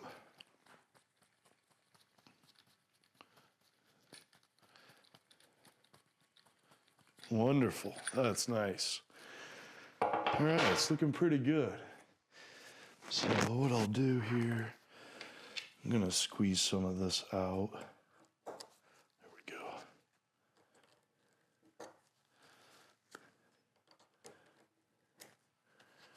So I want to be able to see my groove in there. And yeah, it's right there. So now what I'm gonna do is, this is that. It's gonna be a little bit hard to see with my black gloves, but I just have I think it's not a 1/2 inch, but I think it's gonna fit perfect. I was thinking I might need a 1/2 inch, but I only had 1/4 inch 20 threads instead of 1/4 inch 28, which is the fine thread. But I did have this little bit shorter one. I think maybe it's 5/16 or 7/16. I don't think it's 7/16, but it's an Allen bolt, which is really nice. And that way, you can get in there. It's a lot easier to break loose in the future. And what I'm going to do here is I am just going to put a little drop of Loctite, and that was more than a little drop. I definitely came out quicker. Loctite does that, I forgot. But I don't need a whole lot. I don't want it real runny. If you get Loctite on powder coat, it will break it down and make it kind of look bad. You probably wouldn't be able to see it on this one, on this vise, because of the ridges and things like that. But if you're working on a tank or something like that somebody's going to see, it's something you want to keep in mind. So I just got some Loctite on there, and this is because it's going to get a lot of vibration in there, this bolt is, as opposed to the other ones I put in. So I want to make sure and keep that in place.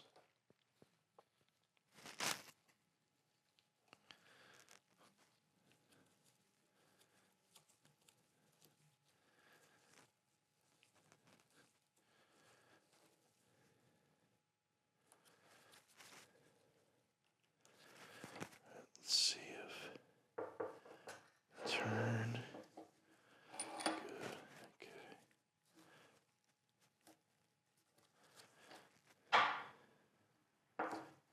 Okay, can't have it too tight.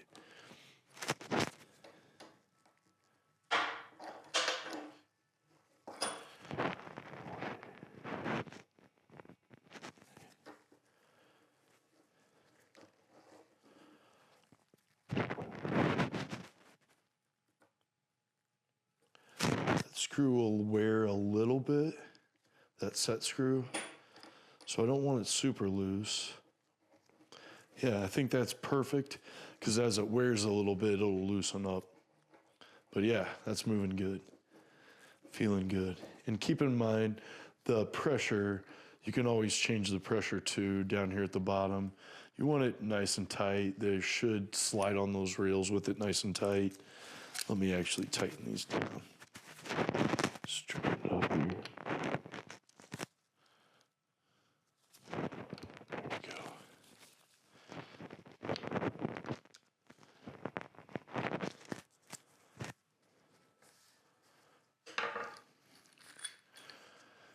Yeah, wonderful. Look at that. Effectively, completely brought back to life.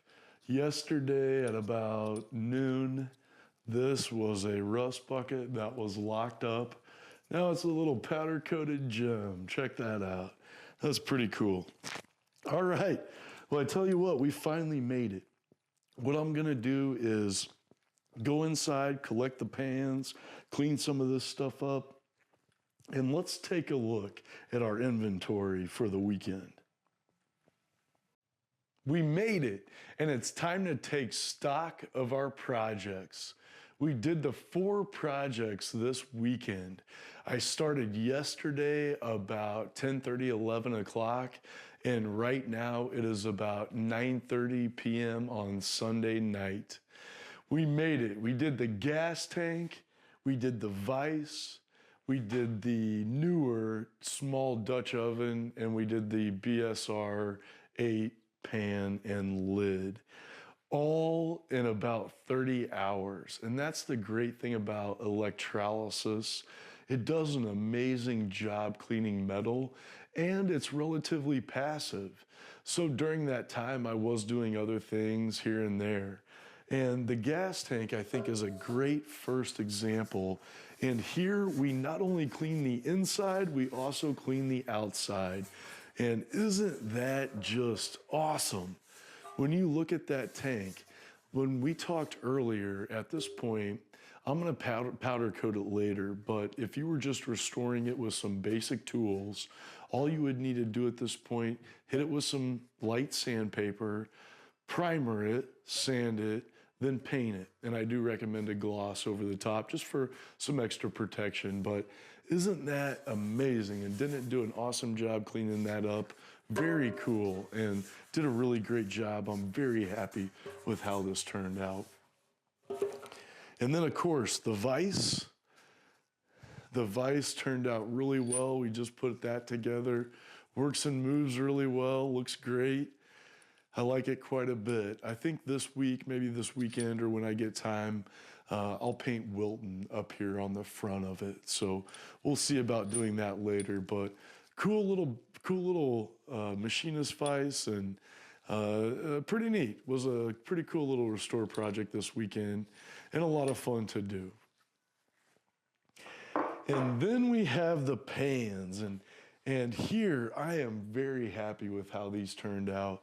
This older, or newer one rather, it's stamped made in the USA, but I ended up running it 5 times.